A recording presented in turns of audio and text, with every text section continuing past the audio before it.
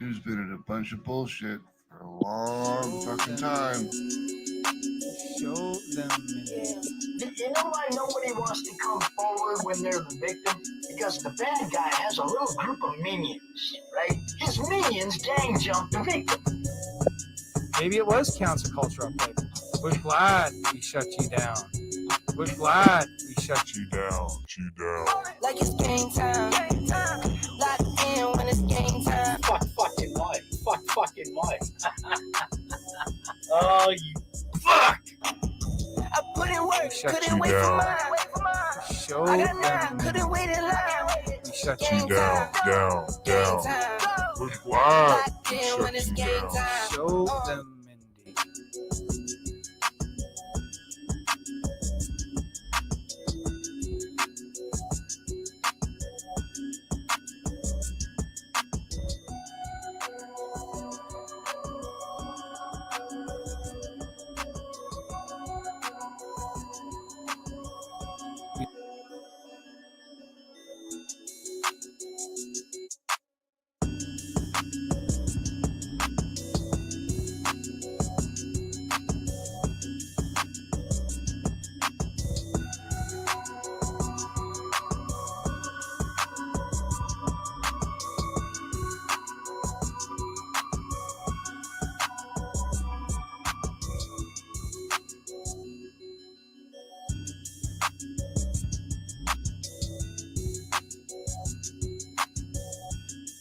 Now we shut you down.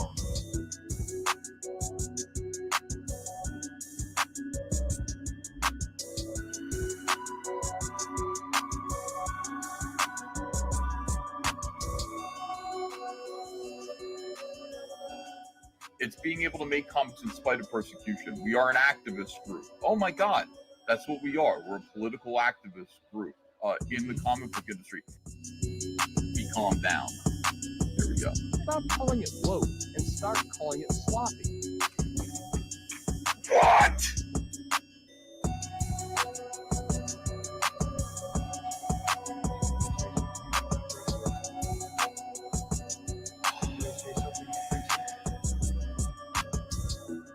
We shut you down. We shut you down.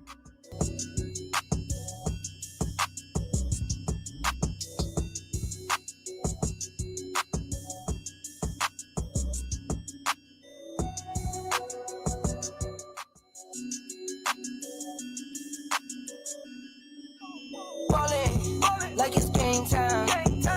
Locked in when it's game time. Yeah, I'm ballin' like it's game time. Locked in when it's game time. I put in work, couldn't wait for mine. I got 9, couldn't wait in line. Game time, game time. Locked in when it's game time.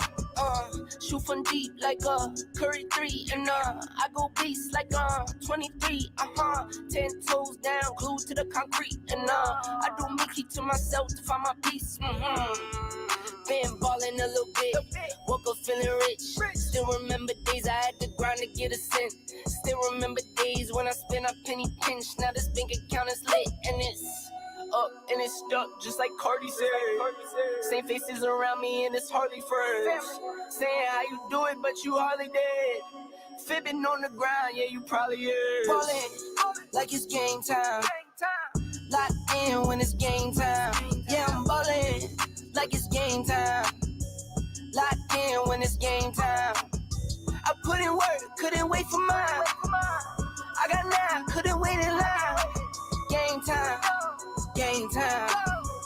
Locked in when it's game time. Locked in when it's game time.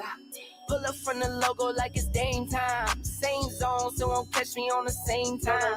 Time is money, so I cannot give away. Every other book there could barely raise $100, but his was over 10 grand.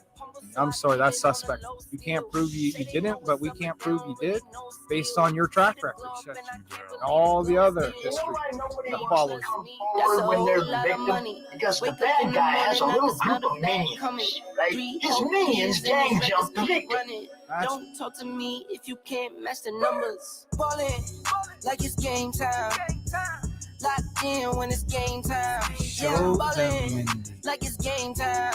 Mindy, shut you Locked down. in when it's Mindy. game time. I put in work, couldn't wait for mine. I got 9, couldn't wait in line. Game time, game Show time. them Mindy. Locked in when it's game time.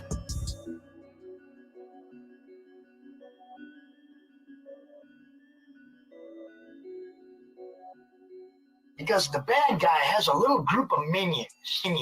He's laughing at all of you. He's making a mockery. He's laughing at all of you. He's making a mockery. I'm widely known as a backstabbing snake. That's how you get to the top, brother, you know. Now the Wheelers are just like in this like hey guys, you remember us? You remember us? Hey, I remember yous. Hey, I remember yous. Hey, I remember yous. Oh, there was a BB in there.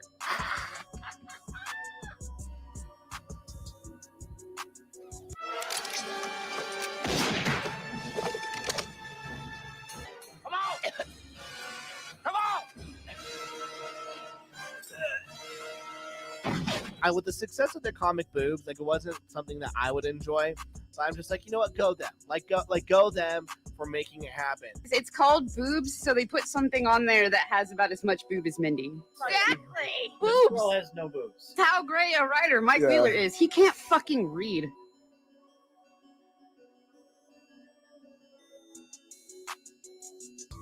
Maybe it was counter culture at play.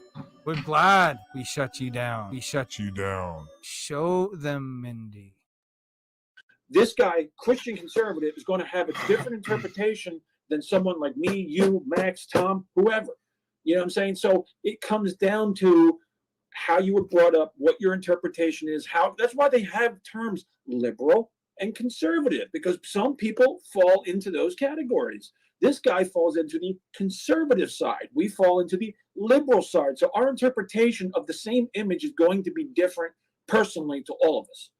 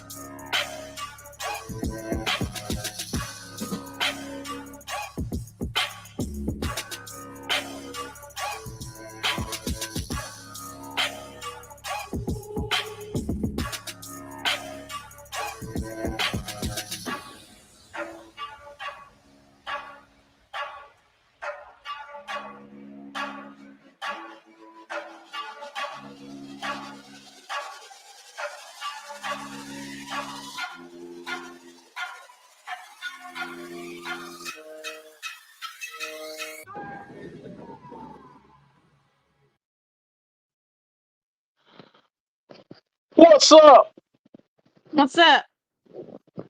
man? Efap. Man, you call my name 3 times, I'm gonna pop out the woodwork like a goddamn cockroach scurrying for some food. I'm gonna find your ass. Somebody called my name 3 times last night. I don't know. I I couldn't got really a call. distinguish who it all was. It's hard to tell, but I mean, just in general, people have been talking shit about us for a long time. So. Oh, yeah, and it's gonna fucking end tonight. I'm gonna tell you right now how it's gonna end. These motherfuckers. These motherfuckers. These little gay boy motherfuckers that sit in a goddamn state of denial, that think they're actually doing something for the industry, that can't put out their own dick, let alone a comic book. Let's talk about that. First off, what we got to do is play this little stream here so everybody can get caught up. All right, I'm gonna do it. Let's hope I don't fuck this up. Here we go. Did it.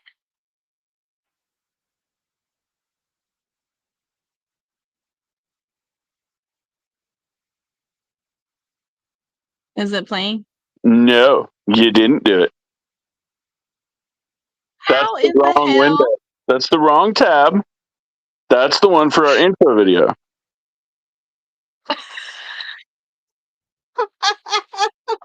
Okay. Well, I tried to Let me have try you that practice again. before, but you're not that bright.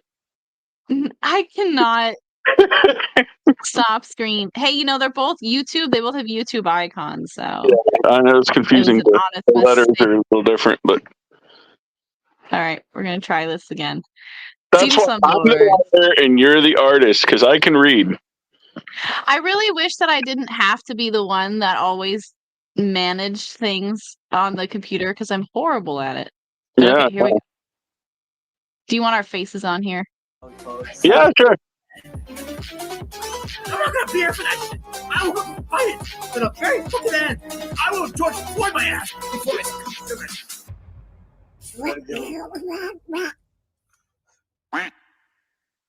This is the CG Slum stream. Welcome to Last Insider. They call it the CG Slum stream. Hey, we speak English here, Lazmat. We speak English. Yeah. Oh, We don't speak peanut. Who's talking? Right. Who's talking? Is that Wiggle? Wiggle? A fucking I don't even hacks? understand what Just a you're stream of saying. hacks. Wiggle's the king of all This hacks. is America, sir. I can't not even a second, and I got a chat calling peanut head. American. Fucking We insulted speak me. I don't get a Americanese. minute of breather. I get no fucking freedom here. By the way, I have an unboxing video. Yes, we've been waiting. You're only an hour and 50 All right, minutes pause late. it. In the house. A little bit of history here. We have a magazine called Comics Illustrated. It's a badass magazine. People love it. People get it every month. Could you imagine what it's like to fulfill a book every month? These motherfuckers can only dream of something like that. And it's usually a wet dream, and they don't even finish at the end. Now, if you look in the middle there, that's a box that we sent to him. That is a Lazmat. He is a badass creator who comes up with this book called Road Warrior Drake. Very interesting, very good stuff. He's not the best artist, let's be honest, but his stuff is really good and he's improving and he's getting better and better and better. So we added his 3 pages of his book that's on Kickstarter right now. And I think it's on Fund My Comic, a couple other crowdfunding platforms, as a promotion for him. So he can get promoted and more people can see his stuff, right? And these jerkwads that surround him, I don't know if it's jealousy that he's actually accomplished something, or if it's just like their hatred and vitriol towards us because we've said fuck EVS and fuck Comicsgate so many goddamn times I can't even begin to think about it, and they can all lick my balls, just so you know. And go ahead and hit play. Okay, I don't know if every single one of these people hate us, but it seems They can all go fuck themselves. Every single one of those people around the Lazmat. Every single one. I was on Hex Allen Comics stream promoting He can boobs go once. fuck I don't himself know. because he still calls himself Comicsgate. Anybody associated with that movement can honestly go fuck themselves. Now, go ahead and play. I had a fun time on a stream, but I don't know if he hates me. But I don't care. What's up, Snyder? You look so sad. It's sad. Yeah, what's up, Cider? He's not because he goes, you're I don't also know. coming up on me. Don't pile on me. I'm a pop. I bring diversity to the stream, and you're On that note, and the name Look at this peanut. peanut. The harassment. I know. He's saying speaking English. Fucking on that terrible. note, the diversity quota is too high. There's 2 Hispanics, there's a black, because there's going to be one of each. All right, so There's 2 No, black guys I'm and white 2 enough Hispanics. for white. You do it. I count for Oh, 4 whites. That's okay. how I Yeah, am. you got to keep the quota going. We got 2 blacks, we got 2 whites, we have a Oh, yeah, Jew. like Ken's here. I'm sorry. That's right. You know, even though he's a converted Jew, he's still a Jew. I'm barely black. And then we have 1, 2, 3 white guys.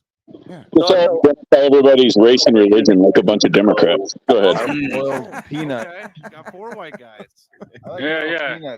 However you identify could change So there at we any, go. anytime you There's want. know. one black guy. Be on the anything you want. panel. There you go. Pick the guy, Angela. Lincoln says, I hope that unboxing is a shirt that fits. Right. Baby Gap shirt. Well, yo, Merry Christmas, Slumlords and chat. Merry Christmas, chat. Happy holidays, and I will see y'all next time. Have a All Merry right, Christmas. I don't want to hang out with you either. All right. Feeling. Yeah. Well, I'm at work.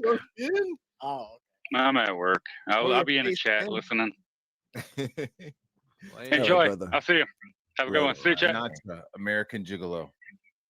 All right. Have a good night, man. Thanks. It's Look at Tubby. that angry little peanut in the middle there. I know he's so upset on the stream. See, I see this passive aggressive nature with which you guys attack me. Finn decides to quiet. Passive aggressive. It's right here in front of you, big boy. Yeah, I wasn't passive at all. I was incredibly aggressive. I'm like, you look like a boiled peanut. What's going on? I love boiled peanuts. I thought we were pretty straightforward. Yeah. Do you want me to do the unboxing or not? Like, Yes, please. All right, interpret what he's saying. Hello He's there. not speaking English. How are you? Nice to see you guys. I have here in my hand. Dark Grip is fluent in douchebag. What's he saying? The Gemini mailer. It's something Comicsgate's not familiar with. It's a book that actually got there. Box yourself. Yes. So there we go. I'm open it up. All right, so it's a Gemini mailer from Comics something. He's got Vaseline all over his camera. it was from John Why is there Vaseline all over your hands? Make a storm. No. Oh, Comics Illustrated. Why would you buy that garbage? Is this why would I Illustrated? Let's see. Why would I Stay buy on. it?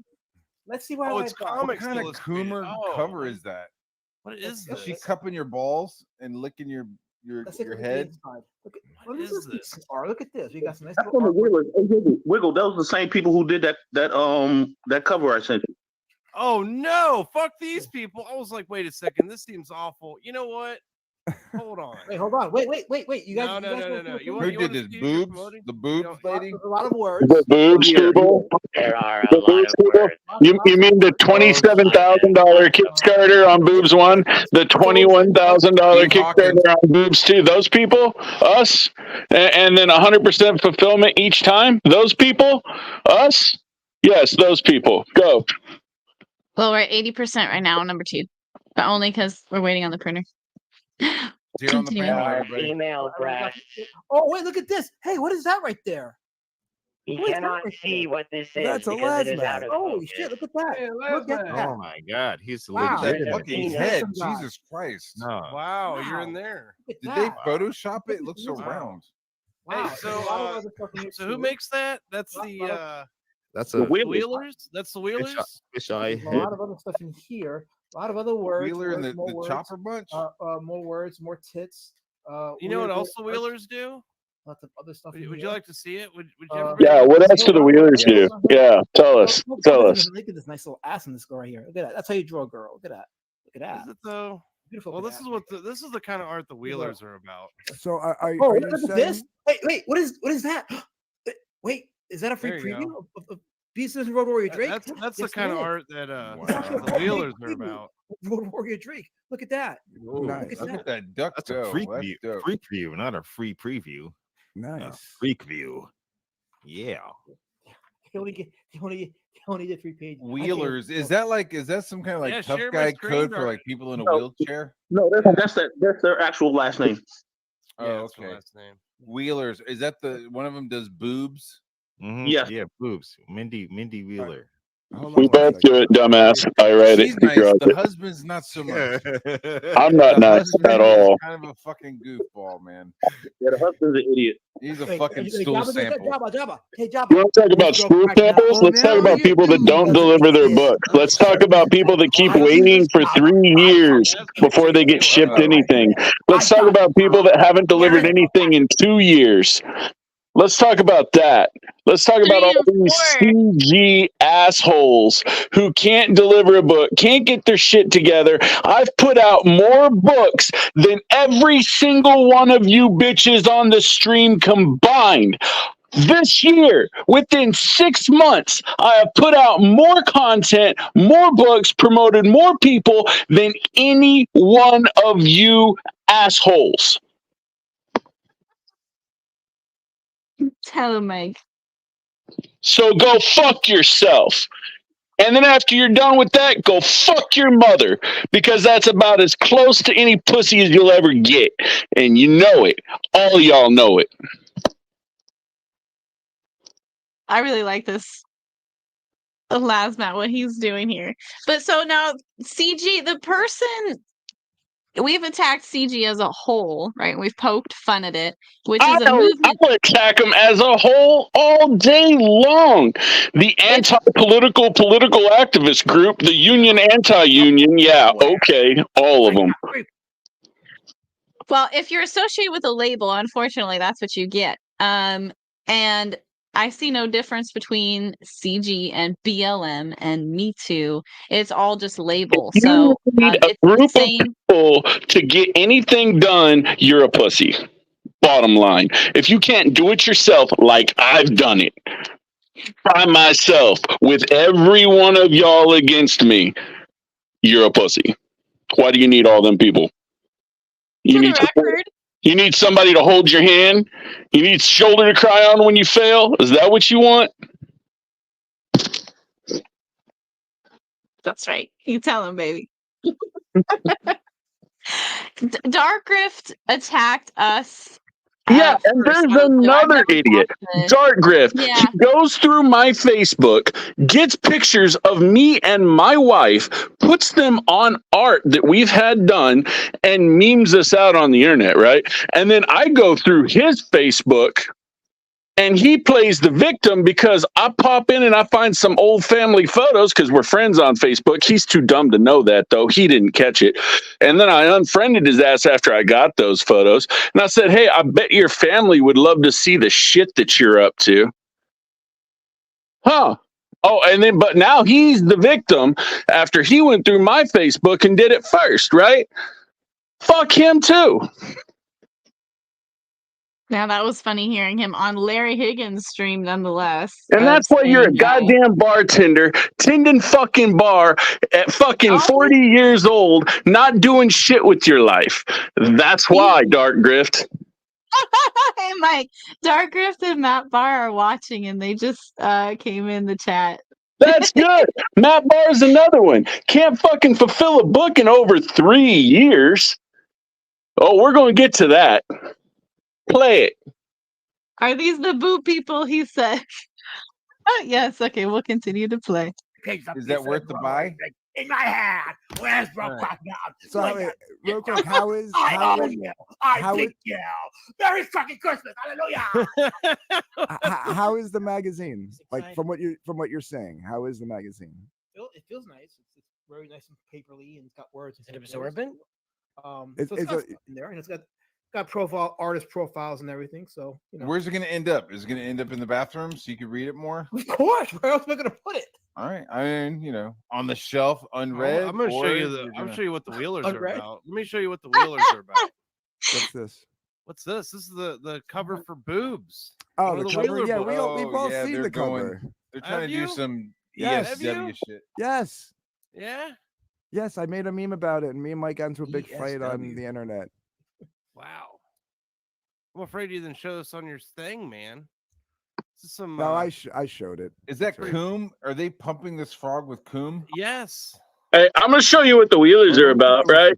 Are you ready for this? I'm going to show you what the Wheelers are about. Fulfillment, shipping out books, fulfillment to customers. This is what the Wheelers are about.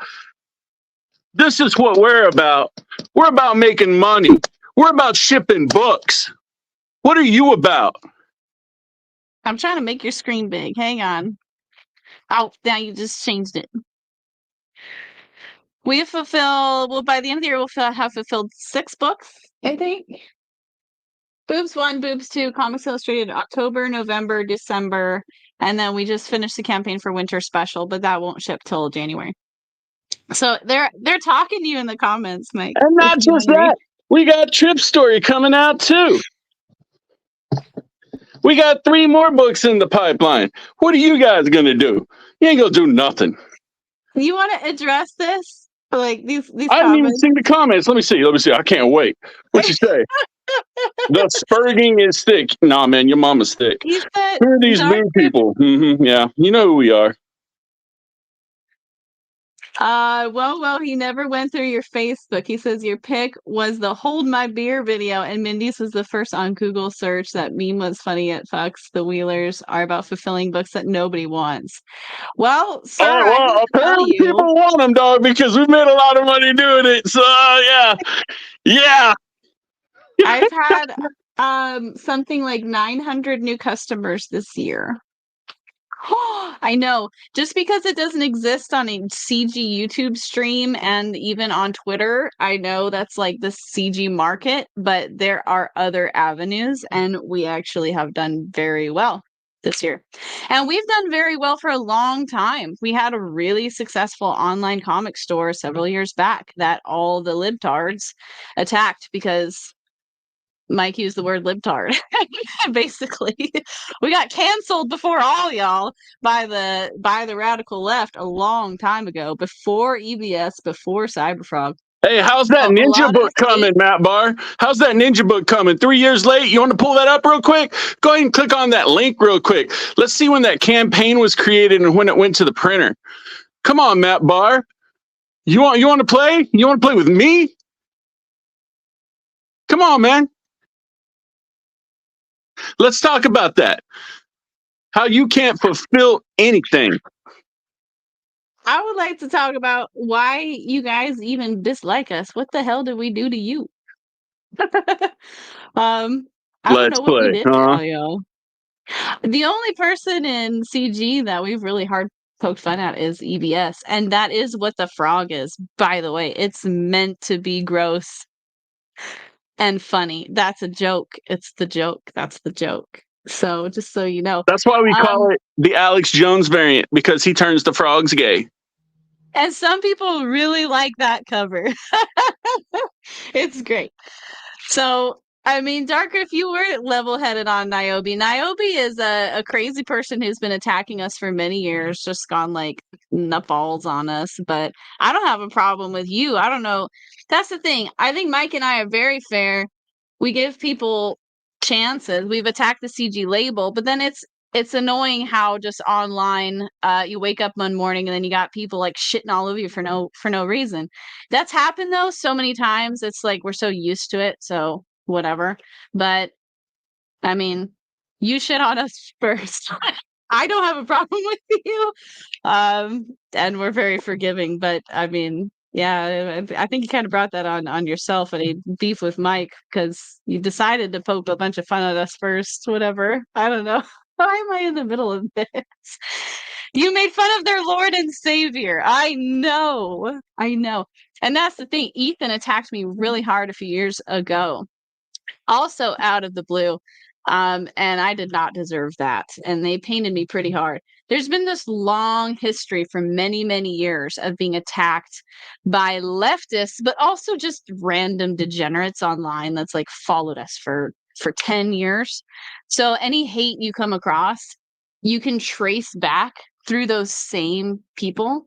So I've always encouraged people to think for themselves, and I don't really highly regard people who just take gossip for gospel. So that's where we're at. We've done a very good job. We've done very successful for our books this year. Fulfilling RNRN. What is that?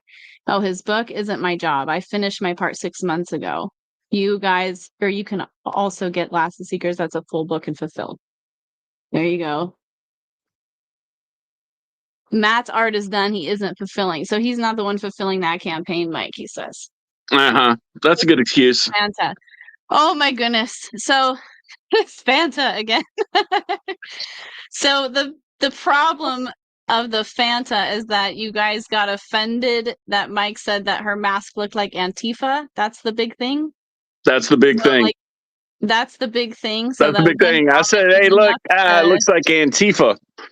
That was it. I made a comparison. That was it. So that was it. So how hard you if you guys watched our intro video, we've been through a lot more than just one person saying, hey, your mask looks like Antifa.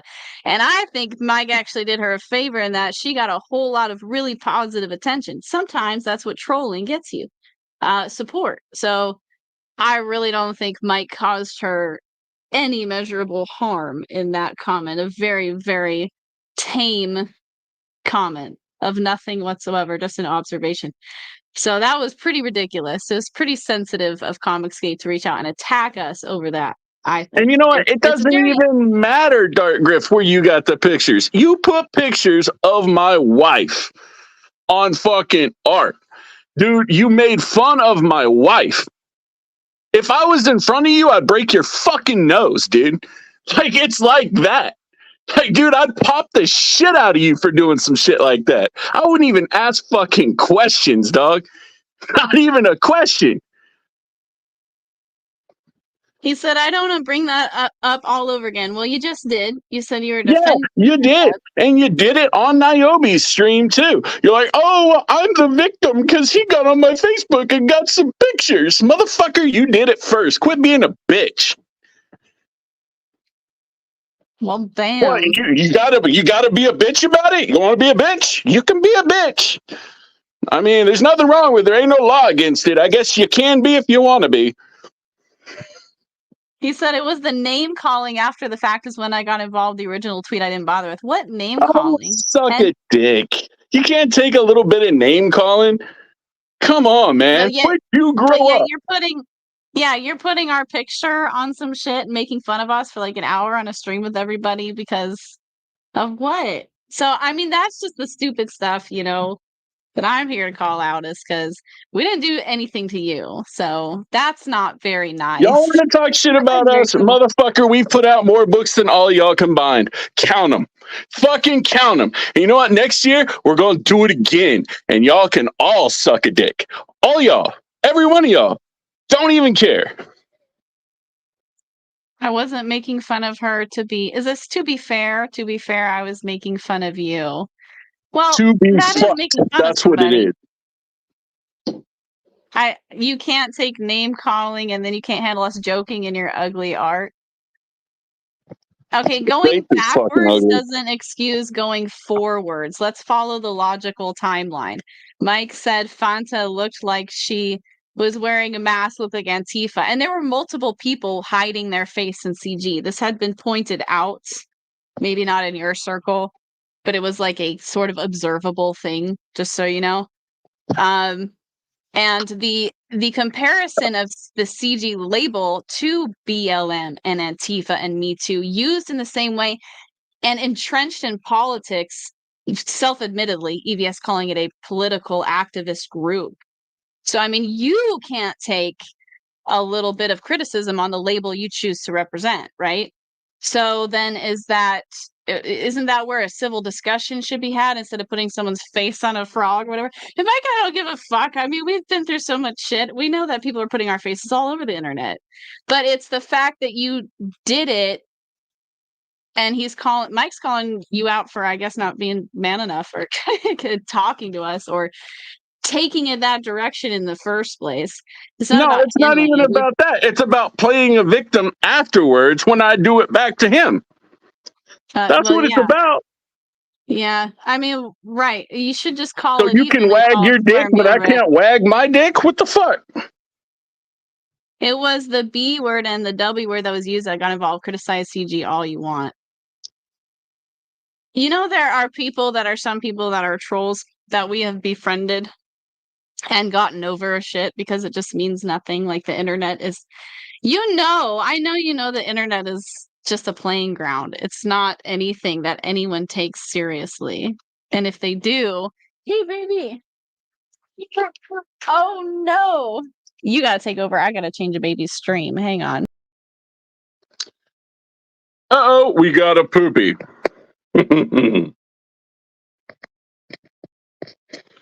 Let's see where we're at. It's when the B word and the W word was used that I got involved. What B word and what W word? That's what I want to know.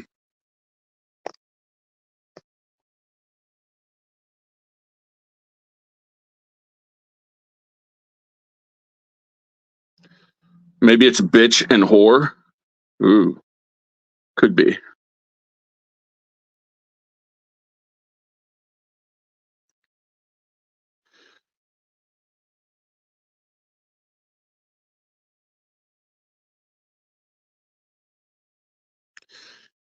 Yeah, Matt, you're not really going to antagonize me with that. I really don't care. Why don't you go be late on another book? How many books have you put out this year anyway, Matt? Just curious. The video meme you made was funny. It was the contacting a family that made me turn a side eye. Yes, those are your them. Couldn't spell them because YouTube would hide the comment. Yeah, there you go. 3? Oh, that's it? 3? Well, try harder. You might catch up to me.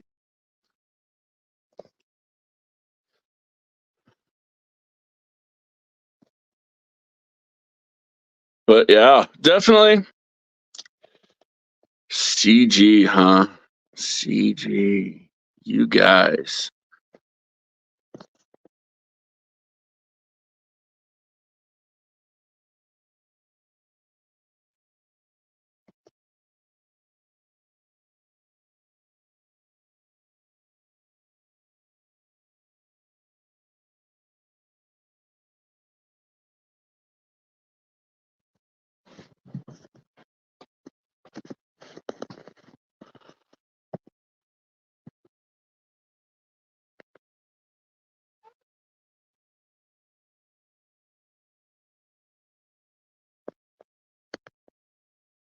What did I miss? Not much. Not bad saying I'm wearing a poopy diaper. No, that was about it. Oh, yes, those are them. Couldn't spell them because, haha, what is your day job? Walmart, Lowe's. Shit. If you had any idea. Anyways, no, it's not Walmart or Lowe's. Yeah, so, anyways, that was fun. You want to keep talking about them? No, it's not even worth it. Did you get it out of your system? All What right. you should do, what you should do? What we should do is go up and just show all the books that we've come out with so far. Let's go up and pull up divinitycomics.com and let's show some books. Let's show some books. I have an idea. It's not art related. See, dude, why are you attacking me now? What's your problem? What did I do to you? What's your problem with us? Seriously. I want to know, answer this. And Dark Rift, by the way, says check your DMs. Where did you stumble upon the I hate the Wheelers thing? Let's start with that. What inspired you to dislike someone you've never talked to? That would be great to know, because if your answer is, oh, I just don't like your stuff, or you offended me with your work, and some people are going to be offended by stuff. What's the legit purpose you have for shooting insults at me right now? Yeah, show me on the Martin joked on it. Cool. Yeah, that's cool. But Mike has a right to respond. I mean, you guys have talked shit of us, how many times on a stream now, and we've done how many streams talking shit back. So, are we not allowed to talk and respond? Why don't you cope? So stupid, so silly. The whole playing a victim thing. Why don't y'all just stop talking smack? It's super easy, because CG is a lot of that. It's a lot of that. Go wait in the car. I just want Mike and Yeah, his I heard mom. there was a whole backroom chat collapse in CG not too long ago about all the pedophiles that got exposed in your little group. You want to talk about that? Why don't we talk about that? How about we talk about the backroom CG chats where Piper was feeling uncomfortable? How about we talk about that? You want to talk about that? Because we can talk about that. Where all the pedophiles in CG were like, "Oh, there's nothing wrong with this this been done stuff. I like little girls drawn like this all the time. There's nothing wrong with people in diapers. I like that too." Let's talk about that. Let's name those names, shall we? Who was for and who was against it? Yeah, child enthusiast and Comicsgate is a good topic. This is something Mike and I are recently critical of. See, the thing is, Mike and I are critical of actual tangible things and not lame, silly beef with people. But people seem to have random beef with us because it really comes down to the things we like to talk about most of the time, or just random hate for some reason. There are some weird pedos in indie comics, and they don't like us. A lot of the same people who hate us are those people, just so you know. He said, please talk about it, name them. Yeah. You can go on Larry Higgins' stream. Tyler Carpenter was there. Ben Dunn. It's about the Ben Dunn book. Who else was on that stream? The dude, oh, what's his name? William. He makes a squirrel book. Quentin? John Zinsman. Huh? William Samuel Quinton. William Samuel Clinton defended that book. I've got like a whole list of them, and that was weird. So there's also a whole list on my Twitter. You can go on there and see who's defending it. Yeah, it's like actual tangible topics. I never hated you, Mindy. Okay, well, we were actually cool. I went by a different handle back then. It was during the whole 2019, would have been 18, but yes, drama. I tried having a rational convo with Mike, and he went nuts. I heard you talk about that on Larry's stream, but I don't think that that's super legit. I think that you're not saying that you're lying, but I think you have to Only time understand. I go off on somebody is when they fucking earn it. Okay, so you have had to have done something to piss me off. When you're being trolled by 300 people at a time, which is what was going on, it's really hard to like not be a little combative too. So I think you might need to rewind and put yourself back in our shoes. You saw our intro video, right? So that was all of a portion of that, a third of that, because we've been trolled really hard like 3 times. And EVS was one of those. And it was me. He trolled me, not Mike. Mike wasn't even there. So there's a lot of untruths that happen that we hear people talk about on streams, which that wasn't even true or didn't happen or is an exaggeration or whatnot. I think you have to understand that we were being attacked. I was personally being attacked by like 300 people. I got to count, and it went on for like 3 months, and I deleted all my social media accounts, and they were still like, I was driving a semi truck. That's what I used to do for work. There's your answer. Drive semi trucks like a badass and make a shit ton of money. But anyways, I don't do that anymore because I stay home with the kids. And there'd be people, I'd be driving through like Pennsylvania, and there'd be like some random video of like Mindy Wheeler lost her marbles today. Like I wouldn't even be there. And there'd be like hours and hours and months of content. And they harassed me on all platforms. CG did. The label you use today. So there was a time, it was only for like an hour or two, like maybe an hour, maybe 2 hours, when Mike got on Twitter and he was like, look, Mindy, I will show you what kind of people these are, because I thought CG was all conservatives because I had just come from being trolled by leftists.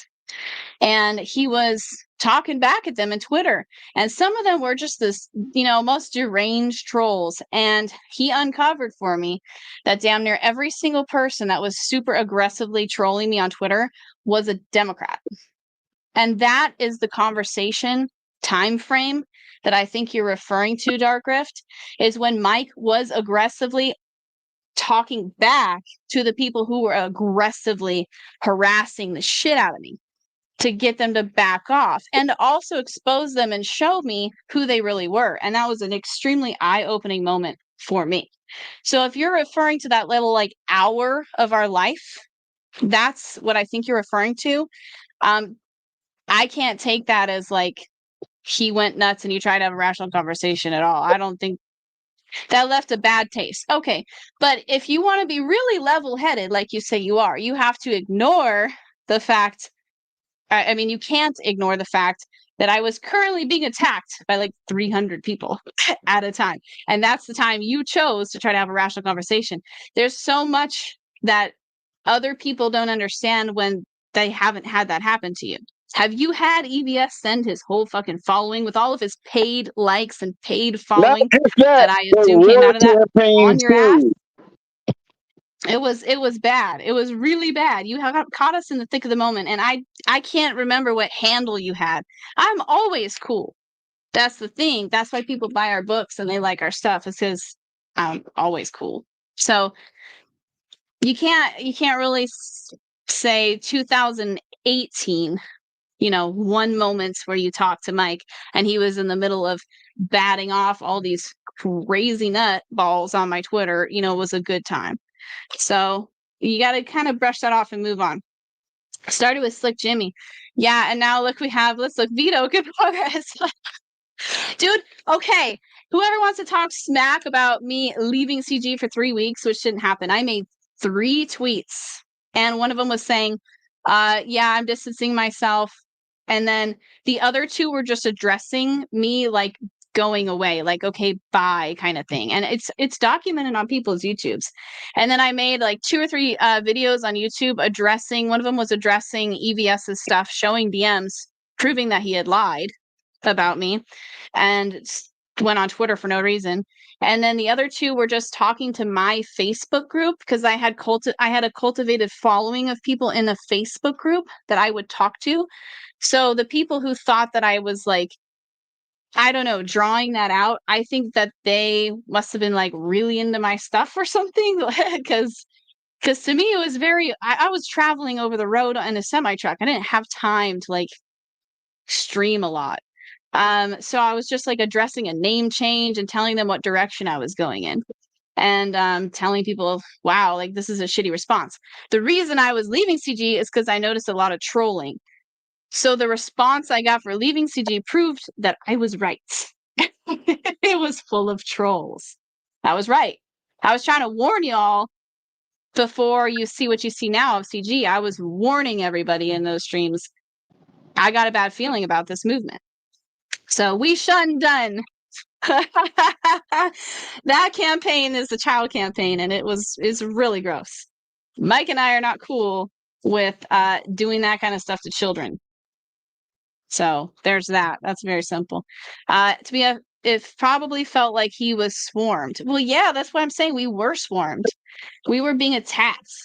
Like I had my Instagram popping off. I had my YouTube popping off. I had Twitter. I had Facebook. I had my email. I was getting harassed like crazy. You have no idea how that probably feels. I don't think that's happened to you. And it's really shitty. And it was especially shitty because the mainstream had just done the same thing to us. And I left and found CG thinking it was going to be full of people who weren't that shitty. It was, and funny, some of those people were the same people. The people that were in CG play both sides. And that's part of the criticism. There are people on both sides, and they are the same shitty people that are for the child pedo content and the leftist content and the BLM, whatever. They're the same people, and they use you because you use the label. You're easy to infiltrate. It's so easy for them. They just attach themselves to you, and you're like, oh, you're a part of CG. It's so easy. So that's why we are labelless, because that's a bad idea. Love is a long, long road. I can tell you what I said, and it was so Twitter, so maybe didn't read well. Well, okay, so then you gotta give Mike the same berth, especially since he was under the pressure of 300 people and you were not. So, cheers, Cider. Yo, Cider. I think they'll send me the link. That's up to you, Mike. Blah, wow, okay, Mike Barr's going off. There's a lot of comments. Did I say anything on Twitter, Mike? Did I say anything to turn either of you? I don't care. Okay, I'll send you the link. No, I was talking about the info right here. Here, I'll post the link in the fucking chat, dude. I don't even care. Come the fuck on. You want to talk? We'll have a goddamn come to Jesus moment. Oh, there's a lot of stuff. I'm trying to get through all these comments. Vito is in CG. Everybody makes 5 videos. Comicsgate. It's hilarious. Matt, were you even here in 2018? Were you around? Because people were getting booted from CG. Mindy, you have to post it in the chat. It won't let me do it. Sure, I'll do that. I can say 2018 is irrelevant to what the stream was about. Well, that's where it's coming from. So no, it's not. I mean, I think that you should definitely pinpoint where the hell this hate comes from against the Wheelers and what we're trying to do. Because what we're trying to do is fucking awesome. CG is late books, bad books, worthless trademark in the hands of an overweight man-child who can't handle criticism. That's a fact. That is a fact. That is a fact. And you know what? He attacked a vulnerable woman. I was with a 1-year-old baby. And you were over the road gone, and that is the moment that Ethan decided to attack me. There, it's loading the link. There you go. It just happens to me about every 6 months, but I just laughed off. I don't think you've been through what Mike and I have been through, Dark Grift. And we went through it with the mainstream too. Have you ever had Bleeding Cool harass you and write articles about you, slanderous fucking articles, and have Marvel and DC on your ass? I don't think so, Dark Rift. But I have. For watching somebody that can't handle criticism. You guys have no idea who we are. Anyone watching? By the way, I love bartending. Blah, blah, blah. After 10 years of management, he hated that. Okay. Bar, you have half of Twitter box. Speaking of can't handle criticism. Ooh, you know what I don't do? I don't block people, except for maybe like 4 people. Maybe less. Stop with the calm talk. That's an opinion, not a fact. What is Efap? How do you describe what Efap is? Efap is making fun of another person's video. Was I around? Sounds like okay. I think you're just fucking weird, man. Why are you like psychologically trying to spin this? I am asking you a factual question. Were you around? And you can factually answer yes or no. Because if the answer is no, then I don't know if you know the history of CG. There's a lot of shit, and it's been crazy to watch it get buried. Like, there was even a video a few weeks ago that was all, this guy, he's got a lot of following, and he's all, I'm investigating CG to see what it's about. And I commented, I'll add you on the stream in a second. I commented what happened to me, and 2 seconds later, they swiped it. There's a lot of weird PR, political shit in CG. Same with the mainstream. All right, here comes Dark Grift. Yo. Hey. What's up, Dark? Hey. I saw your DM, and I noticed that you DM'd like about a week ago, and I didn't see it, so I wasn't blowing you off. Oh, well, I figured you were blowing me off, telling me to fuck off. No, it's just holidays with work. A lot of holiday parties. Oh. Yeah, so today was my first day off in like a week. You blew us off. But dude, like if it's like buried, we can bury it. I don't give a shit. Here's the thing, man. Like I said, like and I don't remember exactly what I said on Niobe's. I got no, I mean, other than like the personal barbs we've thrown at each other, we've got no real ill will. I just the whole family thing just made me like, do I trust this guy? The wife thing kind of made me like, you see what I'm saying? Well, yeah. Listen, I get what you're saying there. What I'm saying is that, you know, like, I wasn't about to like, go contact Mindy's uncle. You know what I mean? Like, or threaten. I didn't threaten to go contact Mindy's uncle or your cousin or anything like that. Like, that was a little weird to you me. can go talk to my mom if you want. I can hook you guys up and you guys can chat. And she'll tell you the same thing that I'm telling you right now. She didn't give a fuck. No, my mom's a gangster. No, I hear you. And like most of my family would probably tell you to fuck off, but probably not. Yeah, in those see, so words, what's the problem? It's just, you know, they don't need to be seeing like that meme. That video meme I thought was fucking funny. You know what I mean? But like they don't need to be seeing a penis. You know what I'm saying? Like I don't need my cousin seeing a penis. You know? Like I don't need people that know us to see my wife's face on that shit either. Yeah, I don't see much difference. What's the difference, though? What's the, like? Okay. Well, for you, I didn't do anything really nefarious with that meme to you. You were just there. But that was more of a thing to Mike. Like his Mike with the, you know, he had the legs, you know, he was, you know, I was basically calling him a bitch. I think if you're going to stick people's faces on some stupid shit and make fun of them on a YouTube stream publicly with a bunch of people and rally people up against somebody, you should be willing to accept the consequences. And then if you I'm fine with the video meme. I'm fine with that, but it was just a little weird about talking about my family. That's all. Like people that had nothing, like that have nothing to do with comics, let alone Comics Gate. You know what I mean? It had nothing to do with any of the shit between us either, did she? But she still put her face on there. Well, no, at that point, like she kind of got involved with the Fanta stuff, you know. But not as bad. She didn't call Fanta a whore or a bitch or anything like that. I didn't say anything about Fanta, I don't think. And see, again, you're justifying, you just have to take, this is the internet. If you want to say, I call everybody a whore. Here's your logic. here's your logic, and so this is why I think you Yeah, should follow the I wash. think it was. If I'm you sorry to wanna- cut you off, Mindy. I think it was because it was Fanta, and you don't know Fanta, but like Fanta is like the most timid, like non-aggressive person to ever walk the halls of Comicsgate. Like she probably shouldn't even be here. She's too nice. You know what I mean? And that was the person that like you unfortunately happened to pick for that tweet that you made. You know what I mean? It could have been anybody else. Luck of the draw, man. It was 100% luck of the draw. And you know what? I was super, super nice in 2018 too. I didn't do shit to anybody. I didn't even curse on stream back then. Okay, And fair yet- enough. But would you so want that? that Would you is want? fair. Would you want that to happen to somebody else then? Would you want her to be the next honestly- Mindy? But she's not. She is. I'm That, just that saying. one I'm just comment, but it saying. wasn't though. It wasn't, and I know. But I'm wise. I've learned, and I'm wise enough to know that she would have only gotten positive She attention. could have been Because dressed there's like a one nun. night- All right, she could have been wearing a nun costume, and I could have said, "Hey, look, it's a nun." What's the difference between that and saying, "Hey, she's wearing Antifa garb. Look, that's Antifa."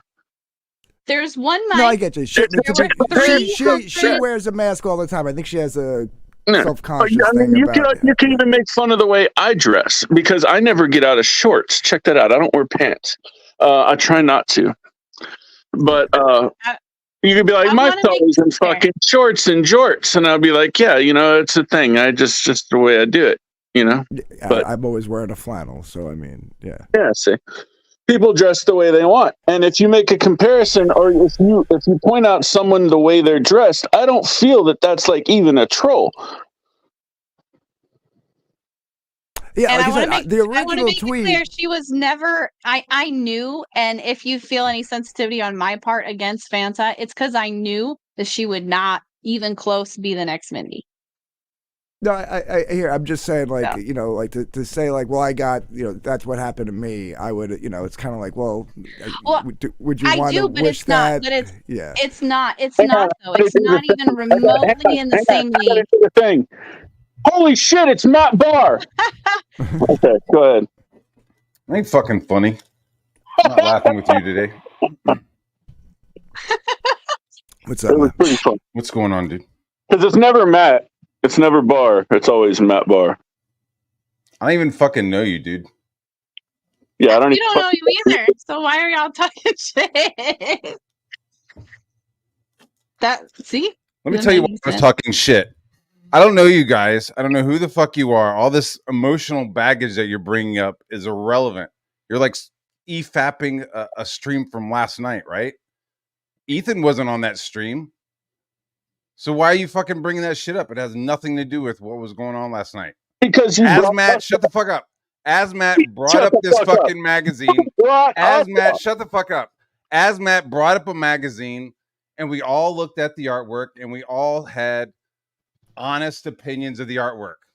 Didn't know you, didn't know anything. I saw a fucking weird ass frog fucking illustration that was half sexual, but it was like discombobulated, and then there was cum all over the place. And I was asking about cum. So I'm making jokes about artwork that I'm looking at, and you want to bring up my mom. Fuck you, dude. Fuck you. And then you want to bring up my fucking book. Like, get the fuck out of here, you clown. I've seen some of your shit, and it's fucking mediocre as fuck. Yeah, You I are haven't working, seen any of your you're shit working because at a everything's like, you're out. working at a middle school level, and I'm working at a fucking major league level. You have no Sure fucking you are. Sure you are. I actually am. I actually work for Major League Sports, dude. Like, that's what I'm wondering. Like, what do you do for a living? It's not art wise. Like, your job does not have anything to do with art. That's what I'm wondering what you do, because it isn't art related. I don't No, believe it's that you writing, work. man. It's something not. that you're very unfamiliar with. Nobody pays you for your fucking art, dude. No, they You're not pay me for my writing, and I've made a lot of money, thousands of dollars from it. Yes. Wow, thousands. That's Yeah. amazing, How dude. much Who did you gives make a from fuck, it? dude? Why are you trying to make yourself relevant to a stranger? I don't give a fuck. I don't I care don't if you give a made a fuck million. about you either, man. Well, you bring up my name, dude, and you want to bring up my mom, so fuck you in your ass and your mouth. Wow, you're You're Yeah, I don't special know there. you, dude. So if you want to bring up my family, I'll come at you and I'll nuke you from orbit. Your shit's mediocre. Your fucking wife looks mediocre. You won't get on this fucking screen to show your fucking stupid face. So fuck you. You're just a keyboard warrior. Yeah. To be fair, Always I'm a bring retired people. kumbaya maker. Yeah. Pump out another 6 books that nobody will give a fuck about, dude. Apparently, people do give a fuck about him because Nobody does, dude. Dude, pretty I good. didn't know about your shit. Nobody knew about your shit. We only knew I about it didn't even because know you were fucking 3 years late on a book until I did some research on it, and then it's So like, what, dude? I don't care if you know about me or not. I'm not Efapping you, you fucking homo. Go ahead and kick this faggot. Yeah, kick me because you can't handle me, you fucking bitch hog. I'll ride you to dawn, bitch. Yeah, sure you will. Then I'll hand you over to my mom. She'll drain your. Oops. Damn, that dude. Wow, he's got some issues. Yeah, Matt. Well, Matt's like Mike. He's not. Once you get a a spur under the saddle, he's gonna go hard. Yeah. He should use all that energy and actually come out with some fucking books. He does a lot of Oh, work. he's still in the studio. I'm not. Oh, I'm sorry. Oh no, should I kick him from the studio? You want to? He's not leaving. He's gone. Fuck that dude. He's flipping us off. All right, bye bye. Kick guest. Okay, continue.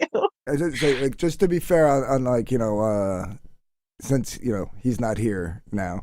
Matt does a lot of work. He did the artwork on the book. That's not his deal with the fulfillment on that book. That's Richard.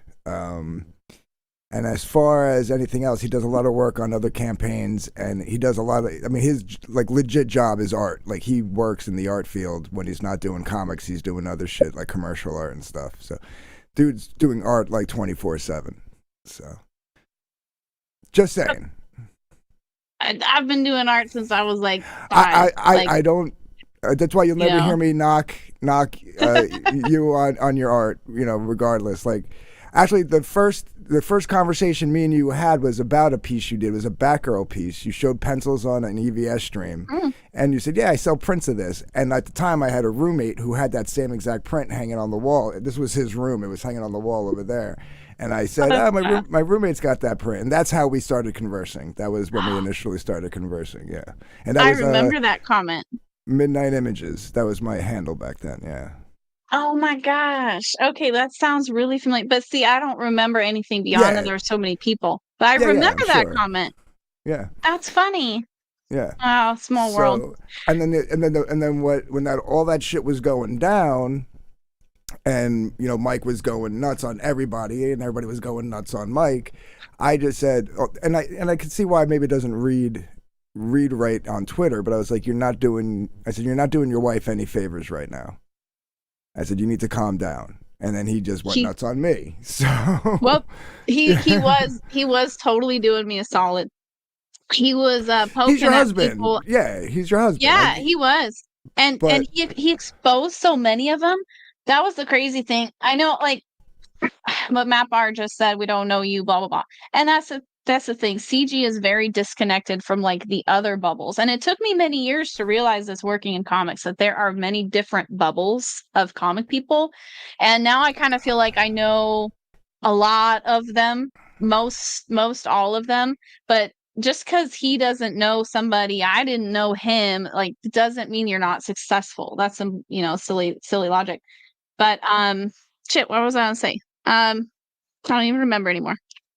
What was I saying? Oh, Mike poking at people with the lefties that attacked me, especially when we were getting massively super trolled by Bleeding Cool and Rob Liefeld and a bunch of other people in 2016 election year. I could go to their profiles and they were all BLM activists, trans rights activists. They were calling our cell phones and leaving messages and harassing the venue and stuff. We were trying to run a show. So same logic there. I mentioned that because back in 2018, Mike was poking at them and showing me who they were, because I thought CG was full of conservatives, and it was like one after the other after the other. Mike has a good way of talking to people, and they got really irritated, and then they start spewing shit at him. And that's what he was in the process of doing. And they revealed to me and to him, they were Democrats, they were lefties, they were LGBTQ activists, they were BLM. Whenever someone starts disagreeing with you and you start putting them in a fucking corner, that's the first thing they go to is like their belief system, their belief structure. It's very interesting. It's a very, very sound psychological tactic I've used for years. Like, you start saying, well, it's because you're a conservative, or that's because you're a Trump lover, or some other shit like that. They'll out themselves like instantly. No, I remember you saying something about like liberals or something back then, and in Comicsgate or whatever.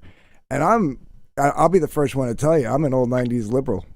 Like if me and you sat down and talk kitchen table politics, we'd probably disagree on certain things. We probably agree on others. I don't know, man. The '90s liberals are basically conservatives today. Well, that's what I'm saying. I actually switched at the last time I voted Democrat, which I did basically all my life, was probably Obama the first time. And then I didn't vote 2012. 2016, I didn't even vote. I voted independent. I couldn't even tell you who I voted for. It's been so long. I think I just decided to pick anybody other than a Democrat or a Republican, because I was really pushing for like a third party. Like I was like, we need a third party in this to kind of get into the mix. In 2020, it was the first time I ever voted Republican, but I still wouldn't necessarily call myself like a quote unquote conservative or a Republican, but it just seems like, I guess I'm more of a centrist libertarian maybe now, I guess you'd have to say, depending on like how the Overton window is shifted or whatever. But I do remember saying like, well, I'm a liberal and I'm Comicsgate, because what got me involved in it was like, as for being an OG '90s liberal, like the mantra of like, I don't agree with what you're saying, but I'll fight to the death your right to say it. Like that seemed to go out the window with the left, and that's where they lost me. I was like, you don't have to agree with these guys, but you shouldn't be blacklisting them for saying what they want to say, and like they need to work, right? Like that's exactly what happened to us. I got blacklisted for having opinions. Right. And I'm not a Republican either, by the way. Republican and conservative aren't totally synonymous. Conservative just means, I love reading about it. The core philosophical component to conservatism is organic growth. So you take what works and you build on it. And if you're going around destroying what works, then so much corruption you're allowing in to build new systems. And I mean, look at communism and how they destroyed the four, tradition, culture, yada yada yada. It's the same thing happening now. So I wouldn't call myself a Republican even. I used to like Trump. I don't even like Trump anymore. So it's not really those two parties that are even worth, right. Well, I mean, culturally and even colloquially, like left and right don't even mean the same thing anymore. Like years ago, I would have been like, I'm on the left, you're on the right, you're a conservative, you know what I mean? Like that's how it kind of like, it was very like, man is male, female is woman. It was like very like, you know what I mean? Like it was very simpatico, Now it's left is the radicals, the progressives, the leftists. That's why when people say, oh, these liberals, I'm like, leftists, there's a difference. There are still liberals out there that aren't them, Vic came to the house. What's up, Vic? Yeah, like, I would say I'm on the right of culture, So by the way, we missed Vic comments when Matt Barr was talking a bunch of crap. Me and Mike went rounds over this. We talked it out like adults and moved on. Mike and Mindy are nice people and great to do work for. Oh, well, thank you. We were only bringing up the fan thing again, Vic, because I know you just jumped in because we were discussing how me and him were going at it, and that's kind of how it's. That's why we were backtracking to that. We weren't bringing it up again to argue over it or anything. There are some valid points in logic there. So, Dark Rift, if you want to say, is Twitter probably didn't come out right, and you didn't want fonts to be the next Mindy. Those are all valid points, and I think I could equally explain to you, like how none of that is conflicting with us, and you have to consider a ratio when you're getting trolled. If it's one Mike against all of CG, he's not going to do much damage, right? But when it's 300 people of CG trolling one Mindy, that's where Fanta wasn't at all like us. And Mike was doing me a solid. So whatever you guys said in that moment, I don't think even matters. But he totally did me a solid by at least showing me that it wasn't what I thought. And some people were very, very nasty, viciously trolling me. And then some people too that were trolling me then I've made friends with since and like cleared all that shit out. So Mike doesn't hold grudges. At I all. hold one against maybe Larry Higgins and Rob Liefeld, but that's about it. Yeah, They're no, just- listen, I'm cool with Larry. I know you guys got your issues and stuff and whatever. which he also started. We were nothing but nice and kind I to don't know. Larry. Yeah, like I've never asked him details. He's never really shared them. It's just kind of one of those things where like he's just like, yeah, I don't like those guys, and I know that I hear you guys like, yeah, we don't like him, and I'm like, okay, that's basically all I need to know, really. Like I, just let me know if I'm in the line of fire. That's basically all I need to know, right? Like So It was one of those situations again where we just woke up and he was just randomly talking trash all over the place and calling. And he spent 3 years calling us scammers online and slandering us. But he's in Canada, so he gets to be pretty much consequence free of that. And he's done this to other people as well. So he started it. Like again, we've in the ratio of like responses, he has spent over 3 years making content with our names on it constantly, just like recycling this Wheeler hate garbage that he then tries to impose on new people. And he's one of the same people that carry trolling talking points back from 2016 when the leftists were trolling us. And he mentions that stuff a lot. And he will mention our politics. And that's one of the, like, I would say probably the main reason he has the hate towards us. So again, I just always ask people, like, why do you hate us? Because what's the reason? Or did you just hear it and then you adopted it because it's just fun to do, talk trash? Because really, we're pretty awesome The way people. Mike talks to people, that's pretty much it. I think at this point it's like when it comes to like people who weren't there, it's probably just I wouldn't even say it would be hatred. Like I don't think anybody actually well, Matt might hate you now. But He'll get over it. He can't be too baby about it, right? That was his whole thing, saying we can't be two babies, so he can't be too baby about it. I think I have a people feeling. just I think people just kind of go off of like lore at this point, right? It's like, oh, those are the Wheelers. Okay, they're the guys who, said this and said that, and did this and did that. Yeah, I got trolled by a cokehead. I'm sorry. Rob Liefeld, cokehead. Yeah, got trolled by a cokehead. Oh well. I'm not going to judge. I did my fair share of experimenting in my youth. Yeah,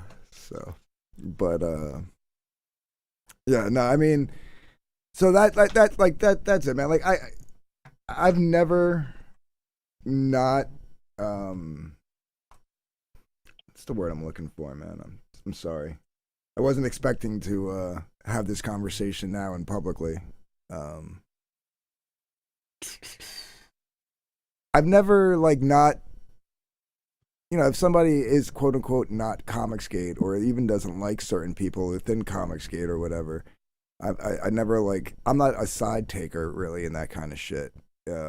It's really when it comes down to me and how we interact that's going to be the basis of where we go moving forward and stuff. You know what I mean? Yeah, I got you. So that was we can go back and forth arguing and throwing memes at each other and then whatever and that's fine and whatever that's not going to get me to the point of side-eyeing somebody. It was that one comment of the contacting of the I don't know you from a hole in the wall. Obviously you didn't do it, right? Right. But I didn't know that then. I didn't know what you were gonna do. I don't know you. You could, for all I know, you could have been I don't know, harassing my cousin's kids. You know what I mean? I don't know. I didn't know. You know what I mean? So, that was the thing that I was like, all right, I gotta step back from this guy for a minute. There's one thing about having fun on Twitter, like throwing like memes at each other. There's another when you're starting to talk about contacting my family and whatever and stuff like that. That was really what it came down to at the end of the day. And then like I said, I was very cordial with Mindy on Iron Primes. Like we were having that conversation. It was about AI art, I think it was. Yeah, and we were very cool to each other. You even offered to help me with that camera issue I had. I thought everything was fine. And then I see you on fucking Niobe stream, and you're like fucking going off on me again. I'm like, what the fuck? Well, I wasn't going again. I thought I was pretty level-headed at just like kind of like I was trying not to make it like emotional or accusatory. They were asking me questions, and I was trying to just be like. Yeah, because he's trying to get shit because that's Larry. Larry is always looking to flame the hate. I was just trying to be against us. factual about it. I wasn't trying to be emotional or be like. I was just like, yeah, I was like, and again, if I misinterpreted. We got some war campaigners here. Hi, how you doing? Which is funny because I used to be one of their biggest like defenders, and now they hate me. So it's kind of weird, but and I think that kind of went opposite with you guys, right? They used to hate you, and now you guys are cool. We're pretty damn cool, and it's funny that CG is built off of the things it's built off because that's kind of the stuff that Mike and I like. Freedom for creators, no pedo shit, like basically common sense normalcy, was stuff that Mike and I were about in 2015. And then we got trolled, and the people that hate us like just keep on spreading a lore. Like this guy says, listening to Larry's stream, I expected Mindy to have horns. She didn't look like the devil. And it just keeps going and going because if Mike and I don't make efforts to try to squash it every once in a while, like so many random people just have this misperception of us. So yeah, I mean, here we are now. We're doing pretty good, and I think we've squashed pretty much all of it, but it took 10 years. I think most of my current detractors, especially the war campaigners or whatever, is because of they're all against EVS, and I think they think I'm like in his like inner circle or something because of like one thing, one dinner, at a convention. I don't think you're in EVS's inner circle. I'm not. I talk more with Mike Miller than I do with EVS. I probably talk more with John Malin, and that's even rare. You know what I mean? Like, yeah. He's cool with me. He likes me, and I'm a fan of his. Like, that's probably we've had friendly interactions, and he's come on the show like once or twice. And I've been on his once or twice, and that's about it. And that's over 7 years, Fair enough. The thing though that maybe that's where some of it is coming from, that perception is of that you are in the inner circle, is that underneath the scenes though, that means the underlying message there is that EVS is okay with you. Because if EVS wasn't okay with you, he'd boot you. Like he did me, like he did Miller, like he did Tim Lim, like he did Doug Tenapple. Well, and so I just stay in my own lane. Like, I'm not like trying to like grab clout off the guy. I'm not trying to, I'm not saying that you were, I'm just saying like, just in general, the things that like can probably like, get, I'm doing my own thing. I'm working my way up myself. I'm doing like the stuff that he says that people should do. And I'm not like, whatever. I think I'm just kind of, so I'm okay in his book, I'm not sure why he dunked me instead of just having balls to politely decline, because I did say, hey, my husband and I were thinking of doing a CG mobile app. And God, there's people that have made a CG website. I guess they're allowed to do that, but I was not allowed to make a mobile app. It is a bit of cancel culture funnel that the CG kings have underneath them. They can boot people. They can turn people. It happened to me. There's a lot of things that are. Oh, I'm sorry, again. Oh no, it's fine. Just EVS. He led me on to think that everything was fine, and he was possibly interested. We were going to talk about it, and then out of the blue, he just starts slamming me on fucking Twitter.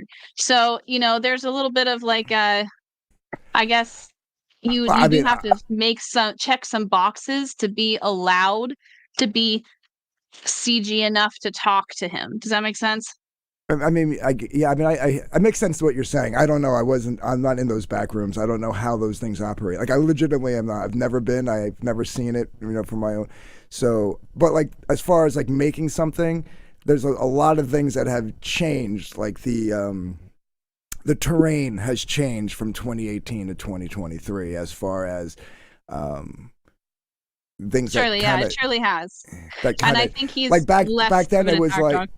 well, I think back then it was like, don't do something like that because this isn't supposed to be like owned in any way. And then like because of a certain person, people's hands got pushed and lines got crossed.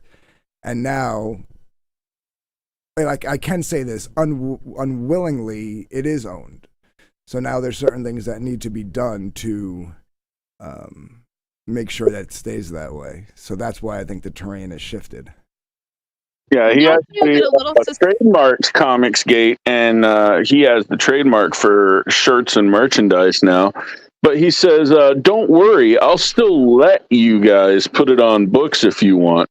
Because he's such a benevolent, Caesar that he is. But that's how trademarks work. Like he has to like say something like that, otherwise he loses it. You know what I mean? Like that's how it works. Like he has to what's the word? Enforce it.